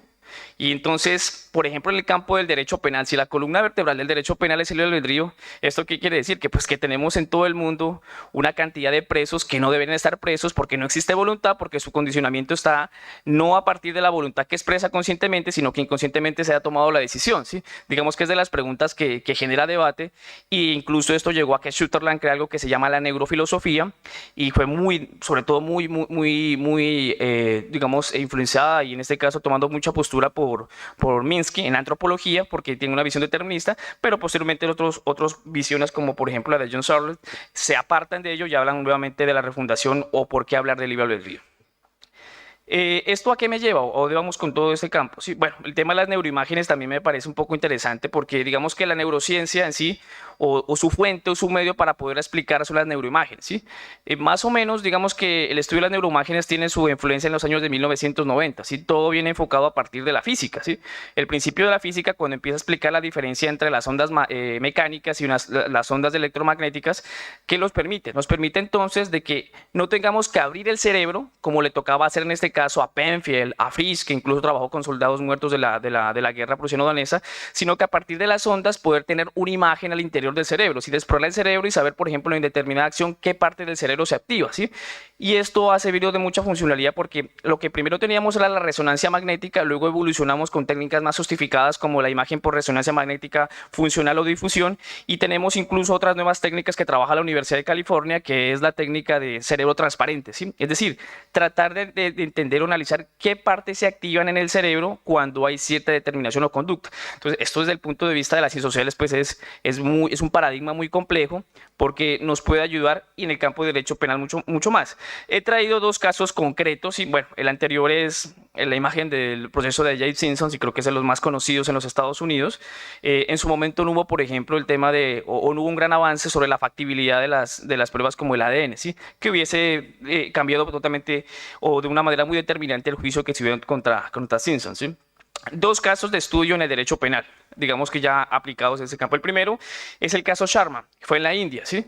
Resulta que se investigaba un homicidio en la India, ya habían, digamos, muchos sospechosos, y lo que se hizo fue lo siguiente: se llevó a una persona que estaba dentro del proceso como acusado, y lo que hicieron fue practicar una resonancia magnética funcional. Esta prueba pasa por la etapa preparatoria, llega a juicio y un juez condena a esta persona con base en esta prueba, que fue una resonancia magnética, ¿sí? ¿Y por qué lo condena? Porque dice que cuando a él le hacen la resonancia, le colocan frente a él las imágenes de la escena del crimen, y lo que dijo el juez era que esta persona tenía el conocimiento experimental por haber realizado o haber cometido en este caso el crimen, y a partir de eso lo condena, ¿sí? Es un caso muy extraño. El segundo es un caso un poco más sensible por lo que sucedió, ¿sí? Fue el caso de los Estados Unidos. Un padrastro de un momento a otro empieza a tener actos libidinosos y a acceder carnalmente a sus dos hijastras, ¿sí? La persona fue condenada, y la persona, estando ya en la reclusión, en el sistema carcelario, empezó a tener unas migrañas que eran muy fuertes, ¿sí? Que no las podía controlar, y al momento en el que le hacen una resonancia magnética se dieron cuenta que a partir del lóbulo frontal tenía un tumor, y lo que producía, uno de los efectos que producía este tumor, era que no pudiese controlar su efecto libidinoso, es decir, que la persona no podía controlar sus comportamientos. Y uno de los principios de culpabilidad, en este caso para efecto de determinar la responsabilidad penal, es de que a las personas se le puede exigir otra conducta, lo que se llama exigibilidad de otra conducta. Esto entra en un mecanismo de revisión y la persona quedó en libertad. Cuando vuelve, en este caso, su núcleo familiar, tiene un problema, porque a los 3, 4 años le vuelve a crecer el tumor y vuelve y accede carnalmente a sus hijastras. Entonces, hay mucha cuestión que nos permite entender esto, ¿sí? Pero ¿cómo llevar, o la pregunta es cómo llevar todas estas pruebas, ¿sí?, cada vez más relevantes en el campo científico a un proceso penal, ¿sí? Yo creo que hay 3 problemas, ¿sí? La primera es un tema de validez de las metodologías, y es más un tema de cómo un juez puede en este caso determinar de que cierta prueba o darle un valor probatorio a determinada prueba en el momento del ingreso, ¿sí? El segundo es lo siguiente, y es que los jueces en sí no deben, no pueden y no deberían ser en este caso científicos, ¿sí? El juez tiene una función y es dirigir el proceso, porque digamos que a nivel mundial todo lo que nos plantea hoy en día es que vamos a apuntar a un sistema, en este caso un sistema de carácter acusatorio, ¿sí? Es decir, el código napoleónico, cuando nos habló incluso del sistema inquisitorio, que creo que eso digamos que eso ya se ha avanzado, y el sistema acusatorio lo que permite es que exista la tríada de Michel Foucault, es decir, la defensa, la fiscalía y un juez imparcial, que lo que va a hacer simplemente es determinar de que existan unas reglas jurídicas en las cuales se resuelva un conflicto, ¿sí? Entonces, en este caso, no se puede exigir a un juez que conozca de neurociencias. Entonces, ¿con qué criterios nos quedamos en este caso para poder admitir pruebas? Y el tercero, bueno, acudo a Bourdieu, porque Bourdieu nos enseña algo muy interesante, ¿sí? Digamos que los médicos, los filósofos, los abogados tenemos un campo. Es el campo jurídico, en este caso, el que nos rige, ¿sí? El campo jurídico tiene algo que es un hábitus, es decir, los jueces están acostumbrados a reproducir un hábitus. Las escuelas de jurisprudencia reproducen un hábitus, la forma de ser, incluso hasta la forma de pensar, e incluso también termina legitimando la violencia simbólica, ¿sí? Pero entonces, cuando llegan nuevos conceptos, como por ejemplo el concepto de neurociencia, prueba Nobel, es algo en el cual el hábitus de la reproducción del sistema judicial no se ha todavía tocado, y entraría como un contrahábitus, ¿sí? Lo cual ha sido muy difícil, digamos, en el término práctico, entender cómo se ponen a admitir este tipo de pruebas. Para solucionar estos casos, digamos que el precedente lo tenemos en los Estados Unidos, ¿sí? En los Estados Unidos es el famoso caso Dauber versus la farmacéutica de Merck, y el caso fue muy sencillo, fue el siguiente, sí, pero que produjo muchos estragos en los Estados Unidos. Esta empresa empezaba a vender un medicamento, que era el Vendentin, y este medicamento lo que hacía era que las mujeres que estaban en estado de gestación o en embarazo lo consumieran para evitar, en este caso, los efectos que se producen en el estado de gestación, por ejemplo, como el vómito, las náuseas, ¿sí? Y otros tipos de efectos que tienen las mujeres en estado de embarazo. Lo que se empezó a ver es que había una relación que es la siguiente, ¿sí? Que las personas que consumían este medicamento, al momento de tener los partos, sus hijos tenían como malformaciones genéticas, ¿sí? O alteraciones genéticas. Entonces, hubieron muchas demandas en los Estados Unidos, y el problema era cómo probar esa relación en el caso de cómo el medicamento tenía una incidencia, un nexo de causalidad para que en este caso se hicieran las malformaciones genéticas. Era muy complicado entenderlo. Y hubo un estudio que hicieron en este caso con semovientes o con vacas, ¿sí? Y lo que hacían era darle ese medicamento a los semovientes, y en efecto los terneros que salían, en este caso los semovientes, salían con alteraciones o malformaciones genéticas, ¿sí? Pero entonces, ¿cuáles son los criterios para admitir en este caso la validez de estas pruebas? Esa era la pregunta. Entonces, el juez Blackmore, que fue el que hizo una de las sentencias más conocidas, que fue el caso Dauber, ¿sí? Fijó unos criterios que se llaman los criterios Dauber, ¿sí? Los criterios son los siguientes, que para poder admitir, en este caso, una prueba científica, ¿sí?, llamada prueba Nobel, tiene que cumplir unos 4 requisitos. El primer requisito de esto es de que la teoría haya sido difundida o las publicaciones hayan sido difundidas por una comunidad científica, pero empieza la primera crítica, ¿sí? ¿Qué se entiende por comunidad científica? En nuestro país, por ejemplo, no tenemos una comunidad científica. No sé si España lo tiene. Por ejemplo, sé que existe la Asociación Nacional de Psiquiatría, pero el concepto de qué es comunidad científica es muy vago, ¿sí? Es decir, no existe como tal un concepto. Y es más, ¿quién está o quién hace parte de esa comunidad científica? Es otro de los grandes problemas que se entiende porque no existe una rigurosidad sobre ello. El segundo es el grado de aceptación de la teoría de la comunidad científica. La pregunta es el consenso. Generalmente la ciencia no tiene consenso, ¿sí? Y generalmente en algunos países, como países, digámoslo, donde existen problemas del nivel de crecimiento científico, no se entiende o no se puede establecer quién hace parte de esas comunidades científicas. El tercero hace parte de la famosa conocida de la teoría del error, ¿sí? También hay problemas, bueno, aquí sobre todo Blackmore en la sentencia cita a Popper, ¿sí? Están hablando sobre la teoría de la falsificación, en el caso de que una teoría tiene que introducirse un procedimiento de falsificación para saber si la teoría tiene o no tiene validez. Son también problemas muy complejos que no lo puede determinar un juez. Y el tercero es el famoso del control y la falsibilidad de la teoría o la técnica que fundamenta.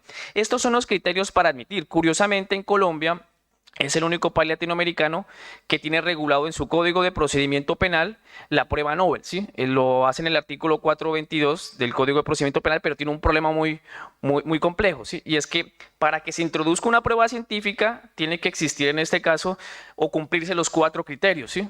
El problema es que la norma nos dice en su lenguaje que tiene que cumplirse uno de los 4 criterios, lo cual es ilógico, lo cual no tiene sentido y lo cual existe un problema de redacción y de técnica legislativa.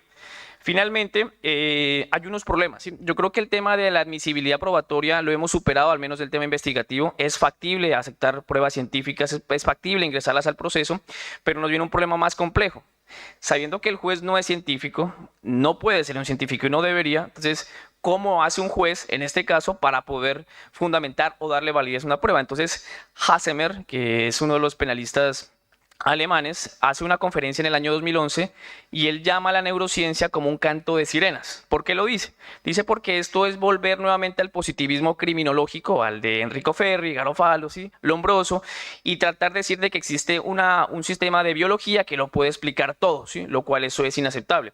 Y lo segundo también es de que podemos hablar incluso de un nuevo peligrosismo, ¿sí? Que a partir de la neurociencia podemos determinar quién es peligroso, quién no es peligroso, y desde un campo de la valoración probatoria va a ser muy complejo. Entonces la conclusión que hemos llevado es de que existe, bueno, o hemos propuesto también unas formas de entender cuáles son los criterios de valoración para que en este caso los jueces, cuando vayan a percibir o en este caso cuando vayan a receptar una prueba neurocientífica, pues acuda a los criterios como por ejemplo el criterio de valoración integral de la prueba, ¿sí? Otros criterios como por ejemplo mirar o haber un control de rigurosidad epistémica sobre esa prueba al momento de hacer su valoración y en sí, en efecto, pues tratar de reconocer poco a poco de que pues este es un avance que no se va a poder detener y posteriormente van a haber otros tipos de resultados. Por ejemplo, y el último comentario aquí es el tema en los procesos de agravios. O en el famoso caso de agravios en Colombia se llama responsabilidad civil contractual, ¿sí? Cuando uno tiene un accidente, sale en un vehículo, generalmente los que se afectan son los terceros, es decir, la familia sufre o tiene un dolor, ¿sí? Igualmente la persona que queda en la lesión tiene dolor. La pregunta es, ¿cómo probamos el grado de dolor?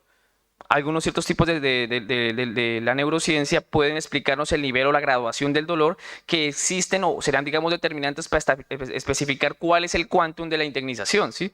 Todo esto es, digamos, maravilloso, pero entonces tenemos que mirar cómo va a ser ese tema del control de admisibilidad, que creo que está superado, pero sobre todo saber cómo los jueces, en este caso, van a poder o deberían, en este caso, tener unos criterios de valoración. Muchas gracias.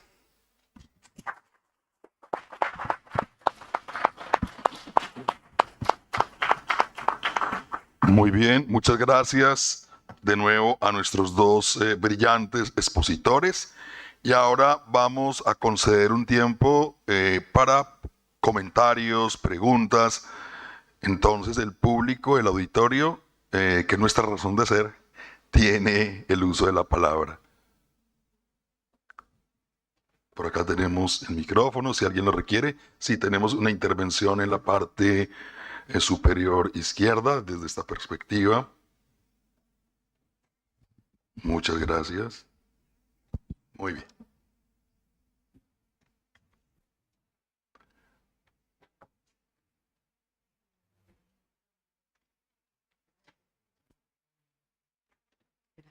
Gracias.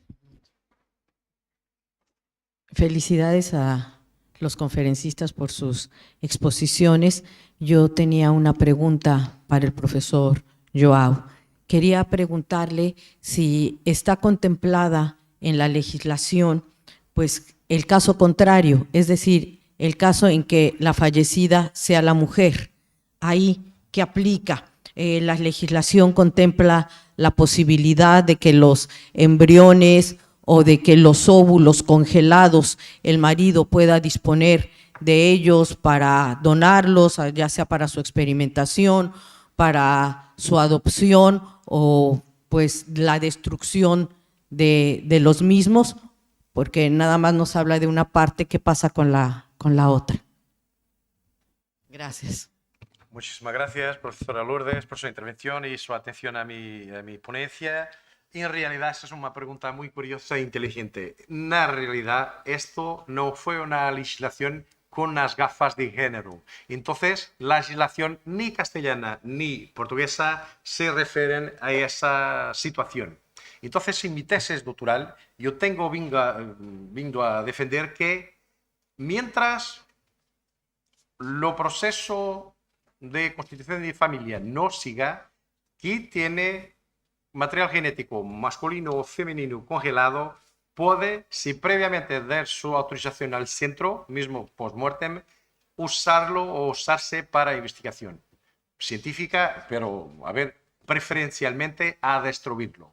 Pero, en realidad, todo el ordenamiento jurídico ibérico fue construido para la fecundación post-muerte y conceptualmente no se piensa en traslado de útero, que hablamos en su conferencia, ni la posibilidad de hombre poder gestarlo él mismo, porque hablamos de una legislación de 2006. Entonces esas posibilidades éticas, clínicas y bioéticas no eran posibles. Habría hoy la posibilidad del hombre poder usarlo junto con las técnicas de gestación subrogada. A ver, quizá al final en la tabla podemos saber un apunte de mi libro sobre esta cuestión en gestación subrogada Portugal, Brasil y España, pero también no responde a esa cuestión con la posibilidad del hombre poder usarlo. Entonces, en realidad, mi opinión jurídica, más como abogado de que como académico, es que el hombre no puede usar ese material genético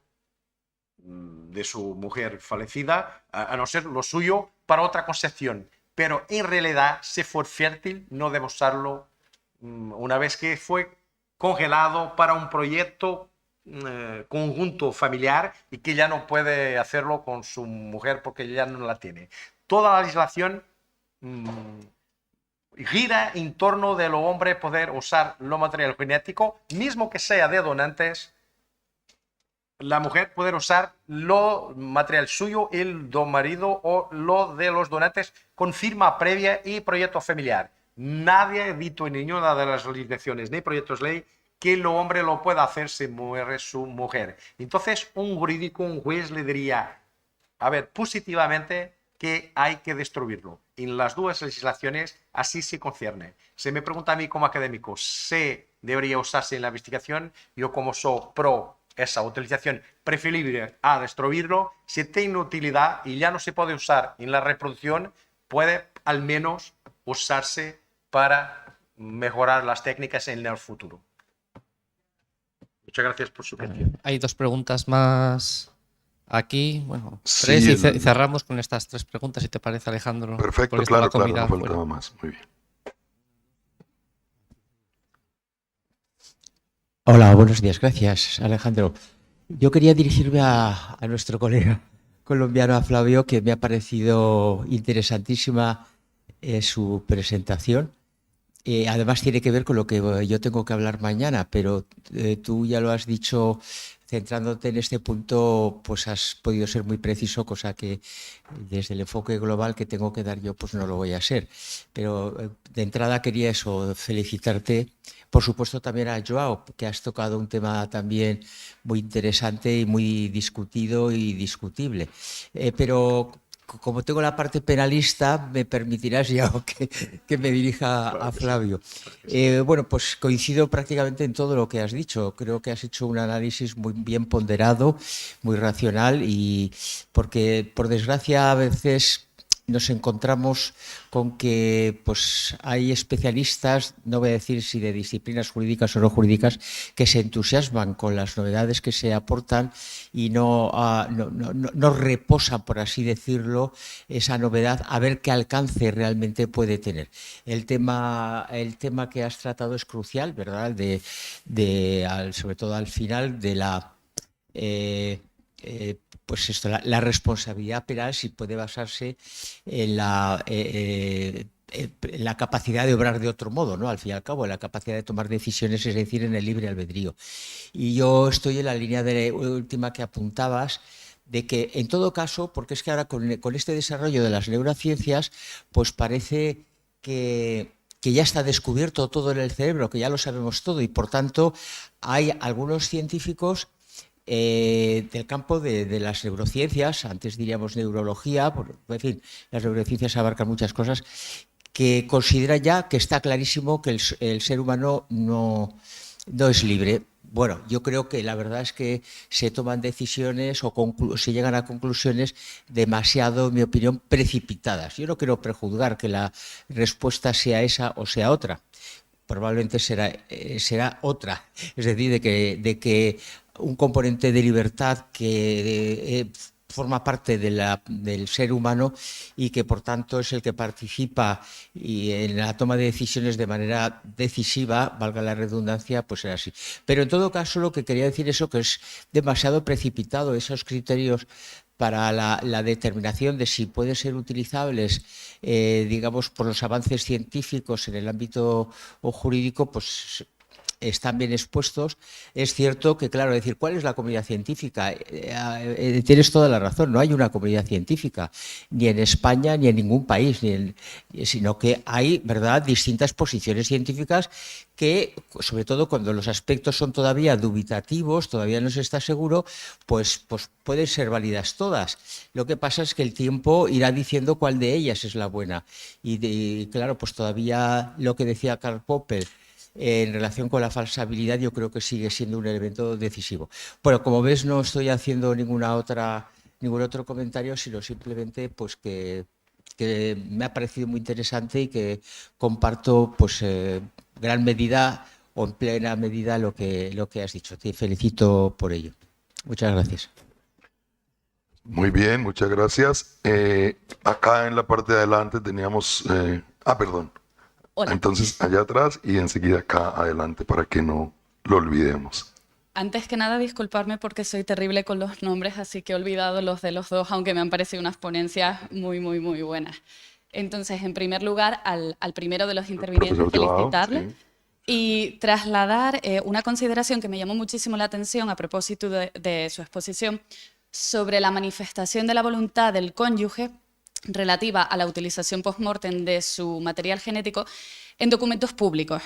Porque es verdad que con ocasión del desempeño de mis funciones, que como supongo que pueden deducir por esta gran palique que estoy soltando, es asesoramiento jurídico, y es verdad que una vez en el hospital nos vimos en el conflicto de que se había prestado este consentimiento o presunto consentimiento sobre la utilización posterior del material genético en el consentimiento informado para el sometimiento a las técnicas de reproducción asistida. ¿A qué nos lleva esto? A la utilización de modelos con mayor o menor rigor. Y en este caso teníamos un apartado en la parte inferior que se firmaba sistemáticamente y otro hueco en la parte de arriba sobre posible utilización del material genético que no estaba firmada. Y se planteó la duda de sobre qué está consintiendo, porque es verdad que a veces tendemos a firmar todas las hojas como si fuera un contrato de arrendamiento y obviamente ya no podíamos preguntarle al señor. Así que es verdad que se planteó este conflicto y por eso considero que testamentos, declaraciones pues, anticipadas de la voluntad, pues sí, vienen muy, muy bien. Y en cuanto a la otra ponencia, también genial. Trasladar que es verdad que las manifestaciones sobre el determinismo pues resultan, hombre, muy interesantes desde un punto de vista oportunista, porque yo también me querría subir al carro de la inimputabilidad sistemática, porque de mí nada depende, me parece muy, muy, muy interesante. Y también resaltar que me parece muy adecuado el poner una suerte de tope en cuanto a la admisibilidad de la prueba Nobel, porque de lo contrario podemos incurrir en las antiguas y famosas ordalías. Tiramos un par de fetos a la piscina y el que sobreviva pues es el que tiene la razón. Pero una vez sentado la admisibilidad de esta prueba Nobel, no podemos considerar que quizás las reglas que tenemos ya para la valoración libre de la prueba son suficientes, porque al fin y al cabo la autoridad judicial no es experta en nada, únicamente en la interpretación de la norma, pero cuando estamos en temas de urbanismo y de, no sé, estabilidad de los edificios, poco sabe. Tiene múltiples informes periciales y de nada conoce, pero por las reglas de la sana crítica, alguna decisión toma sobre la posible concurrencia de error vencible o invencible, estados pasionales. Entonces, tenemos ya suficiente para gestionar la neurociencia como prueba. Y ya termino. Muchísimas gracias. Muchas gracias. Tenemos una última pregunta acá con el profesor y para que procedan a contestar. Bueno, buenas tardes. Simplemente es un aporte para el profesor Joao. Primero, felicitar a ambos expositores por sus ponencias y, en fin, respecto del tema de la fecundación post-mortem, como decía, un pequeño aporte del derecho comparado. En Argentina entró en vigencia en agosto de 2015 el nuevo Código Civil y Comercial, reemplazó uno que tenía más de 140 años, que era de Vélez Arfield, de 1871. Y en este nuevo Código Civil y Comercial, las técnicas de reproducción humana asistida están consideradas como una fuente de la afiliación, pero no se legisló sobre la fecundación post-mortem. Pese a que hubo algún coqueteo, algunas ideas en el anteproyecto, no terminó siendo ley. Luego tenemos un vacío legal. No es como tal vez en la legislación portuguesa, donde hay una prohibición, sino que nosotros no tenemos directamente legislación en relación con este tema. Aparte, otra diferencia es que el consentimiento previo, libre e informado debe ser prestado en cada oportunidad en que se efectúa una práctica. Es decir, tampoco, aún en las prácticas permitidas, podría prestarse un consentimiento general para todo el proceso que implica llegar tal vez a la concepción, sino que en cada una de las prácticas debe prestarse ese consentimiento que debe estar protocolizado por la institución médica o bien por un notario.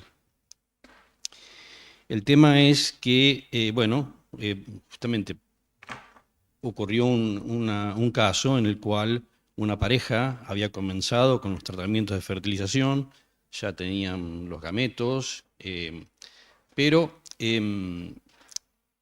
repentinamente fallece el hombre, producto de un accidente, lo atropelló un tren una mañana que iba a trabajar, de modo que ya no podía, lógicamente, prestar su consentimiento, que, como digo, es requerido en cada una de las prácticas. Luego, ese proceso que ellos habían iniciado quedaba trunco por esa falta de consentimiento.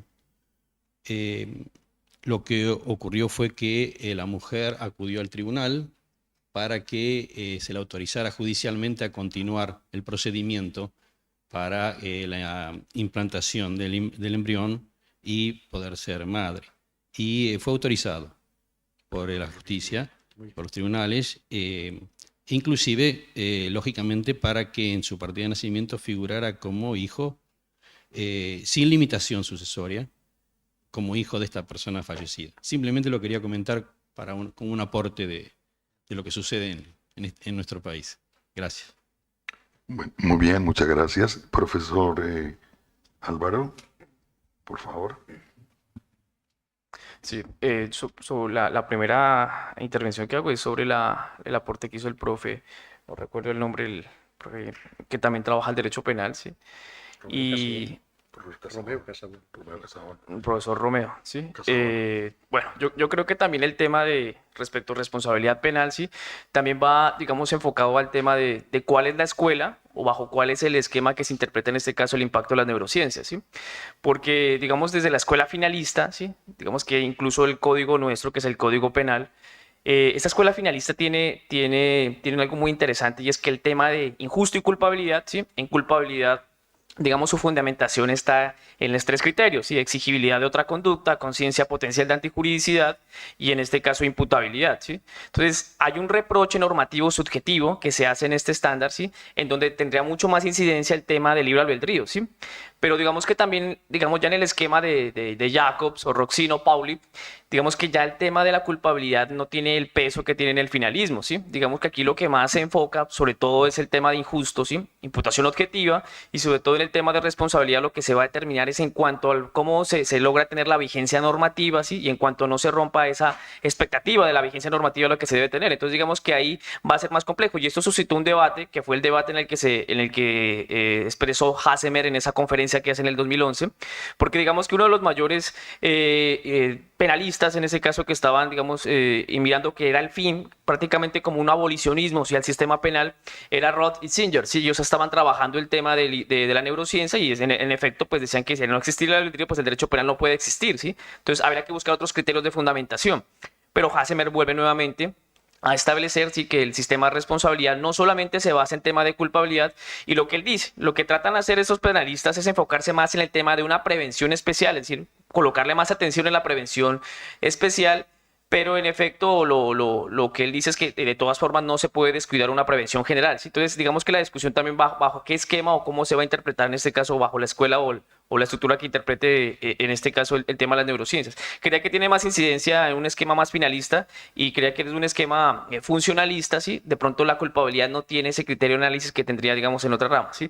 Y respecto a la segunda pregunta, diría lo siguiente, ¿sí? Yo creo que sí, digamos que en el tema de admisibilidad, yo creo que el tema más de valoración está en la admisibilidad, ¿sí? Yo usé mucho a Larry Laudan, ¿sí? En el texto que él empieza a ver los errores, ¿sí? Yo creo que los errores del sistema son más de carácter epistémico, ¿sí? Yo creía que la mayor atención tiene que estar en una admisibilidad, pero tenemos un problema, ¿sí? El problema es porque en los Estados Unidos existe un gatekeeper, es decir, es un juez que hace un control sobre qué pruebas, o hay un control más rígido y epistémico sobre qué pruebas tienen o pueden ingresar a un juicio, ¿sí? En nuestro sistema colombiano, por ejemplo, no, porque es que en ese caso hay una audiencia llamada la audiencia preparatoria, ¿sí? Y en este caso el que hace la solicitud de que se inadmita o se excluye una prueba es precisamente la fiscalía y la defensa. El juez no tiene un control oficioso, entonces en nuestro sistema no hay un control epistémico de la prueba, entonces la prueba va a juicio. Pero creía que ya digamos que entrando a un esquema, y es una pregunta muy interesante porque nos la hacíamos ya hace algunos 4 años, decir, ¿cómo se valora esta prueba? Es decir, estamos regulada la prueba Nobel, pero no tenemos cuáles son los criterios de valoración, ¿sí? Entonces dijimos, hay entonces que coger los criterios o los mismos criterios de valoración y las mismas reglas que en este caso se generan o se han establecido para la prueba pericial. Es decir, en primer lugar, pues hay que mirar el tema de la idoneidad del perito, quien presenta en este caso un informe, porque tiene que entrarse como un informe. El segundo es la garantía de contradicción, es decir, que en este caso la otra parte pueda en este caso contradecir en este caso los dictámenes que tengan en este caso una prueba Nobel.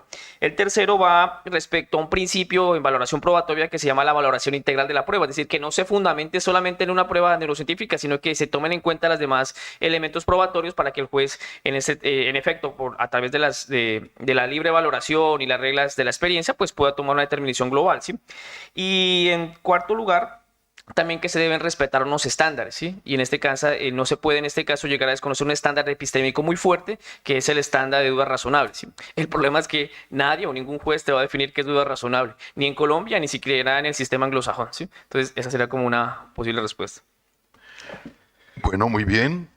No sé si el profesor quería agregar algo. Sí, quería agradecer ahí las consideraciones de los dos, de la señora y de los caballeros, que ilustre compañero, y dar la enhorabuena a los dos porque aquí se muestra muy bien la potencia de interdisciplinaridad, aquí con derecho, allí con salud, y además de género también, la sensibilidad a más algunos pormenores en la parte latinoamericana y otra ibérica también, y decirles una cosa, lo derecho comparado y la interdisciplinaridad es lo futuro de la ciencia y de la bioética. En realidad estamos manejando la mejoría de los informes en papel, que son más que eso, son donde fican grabados los consentimientos informados.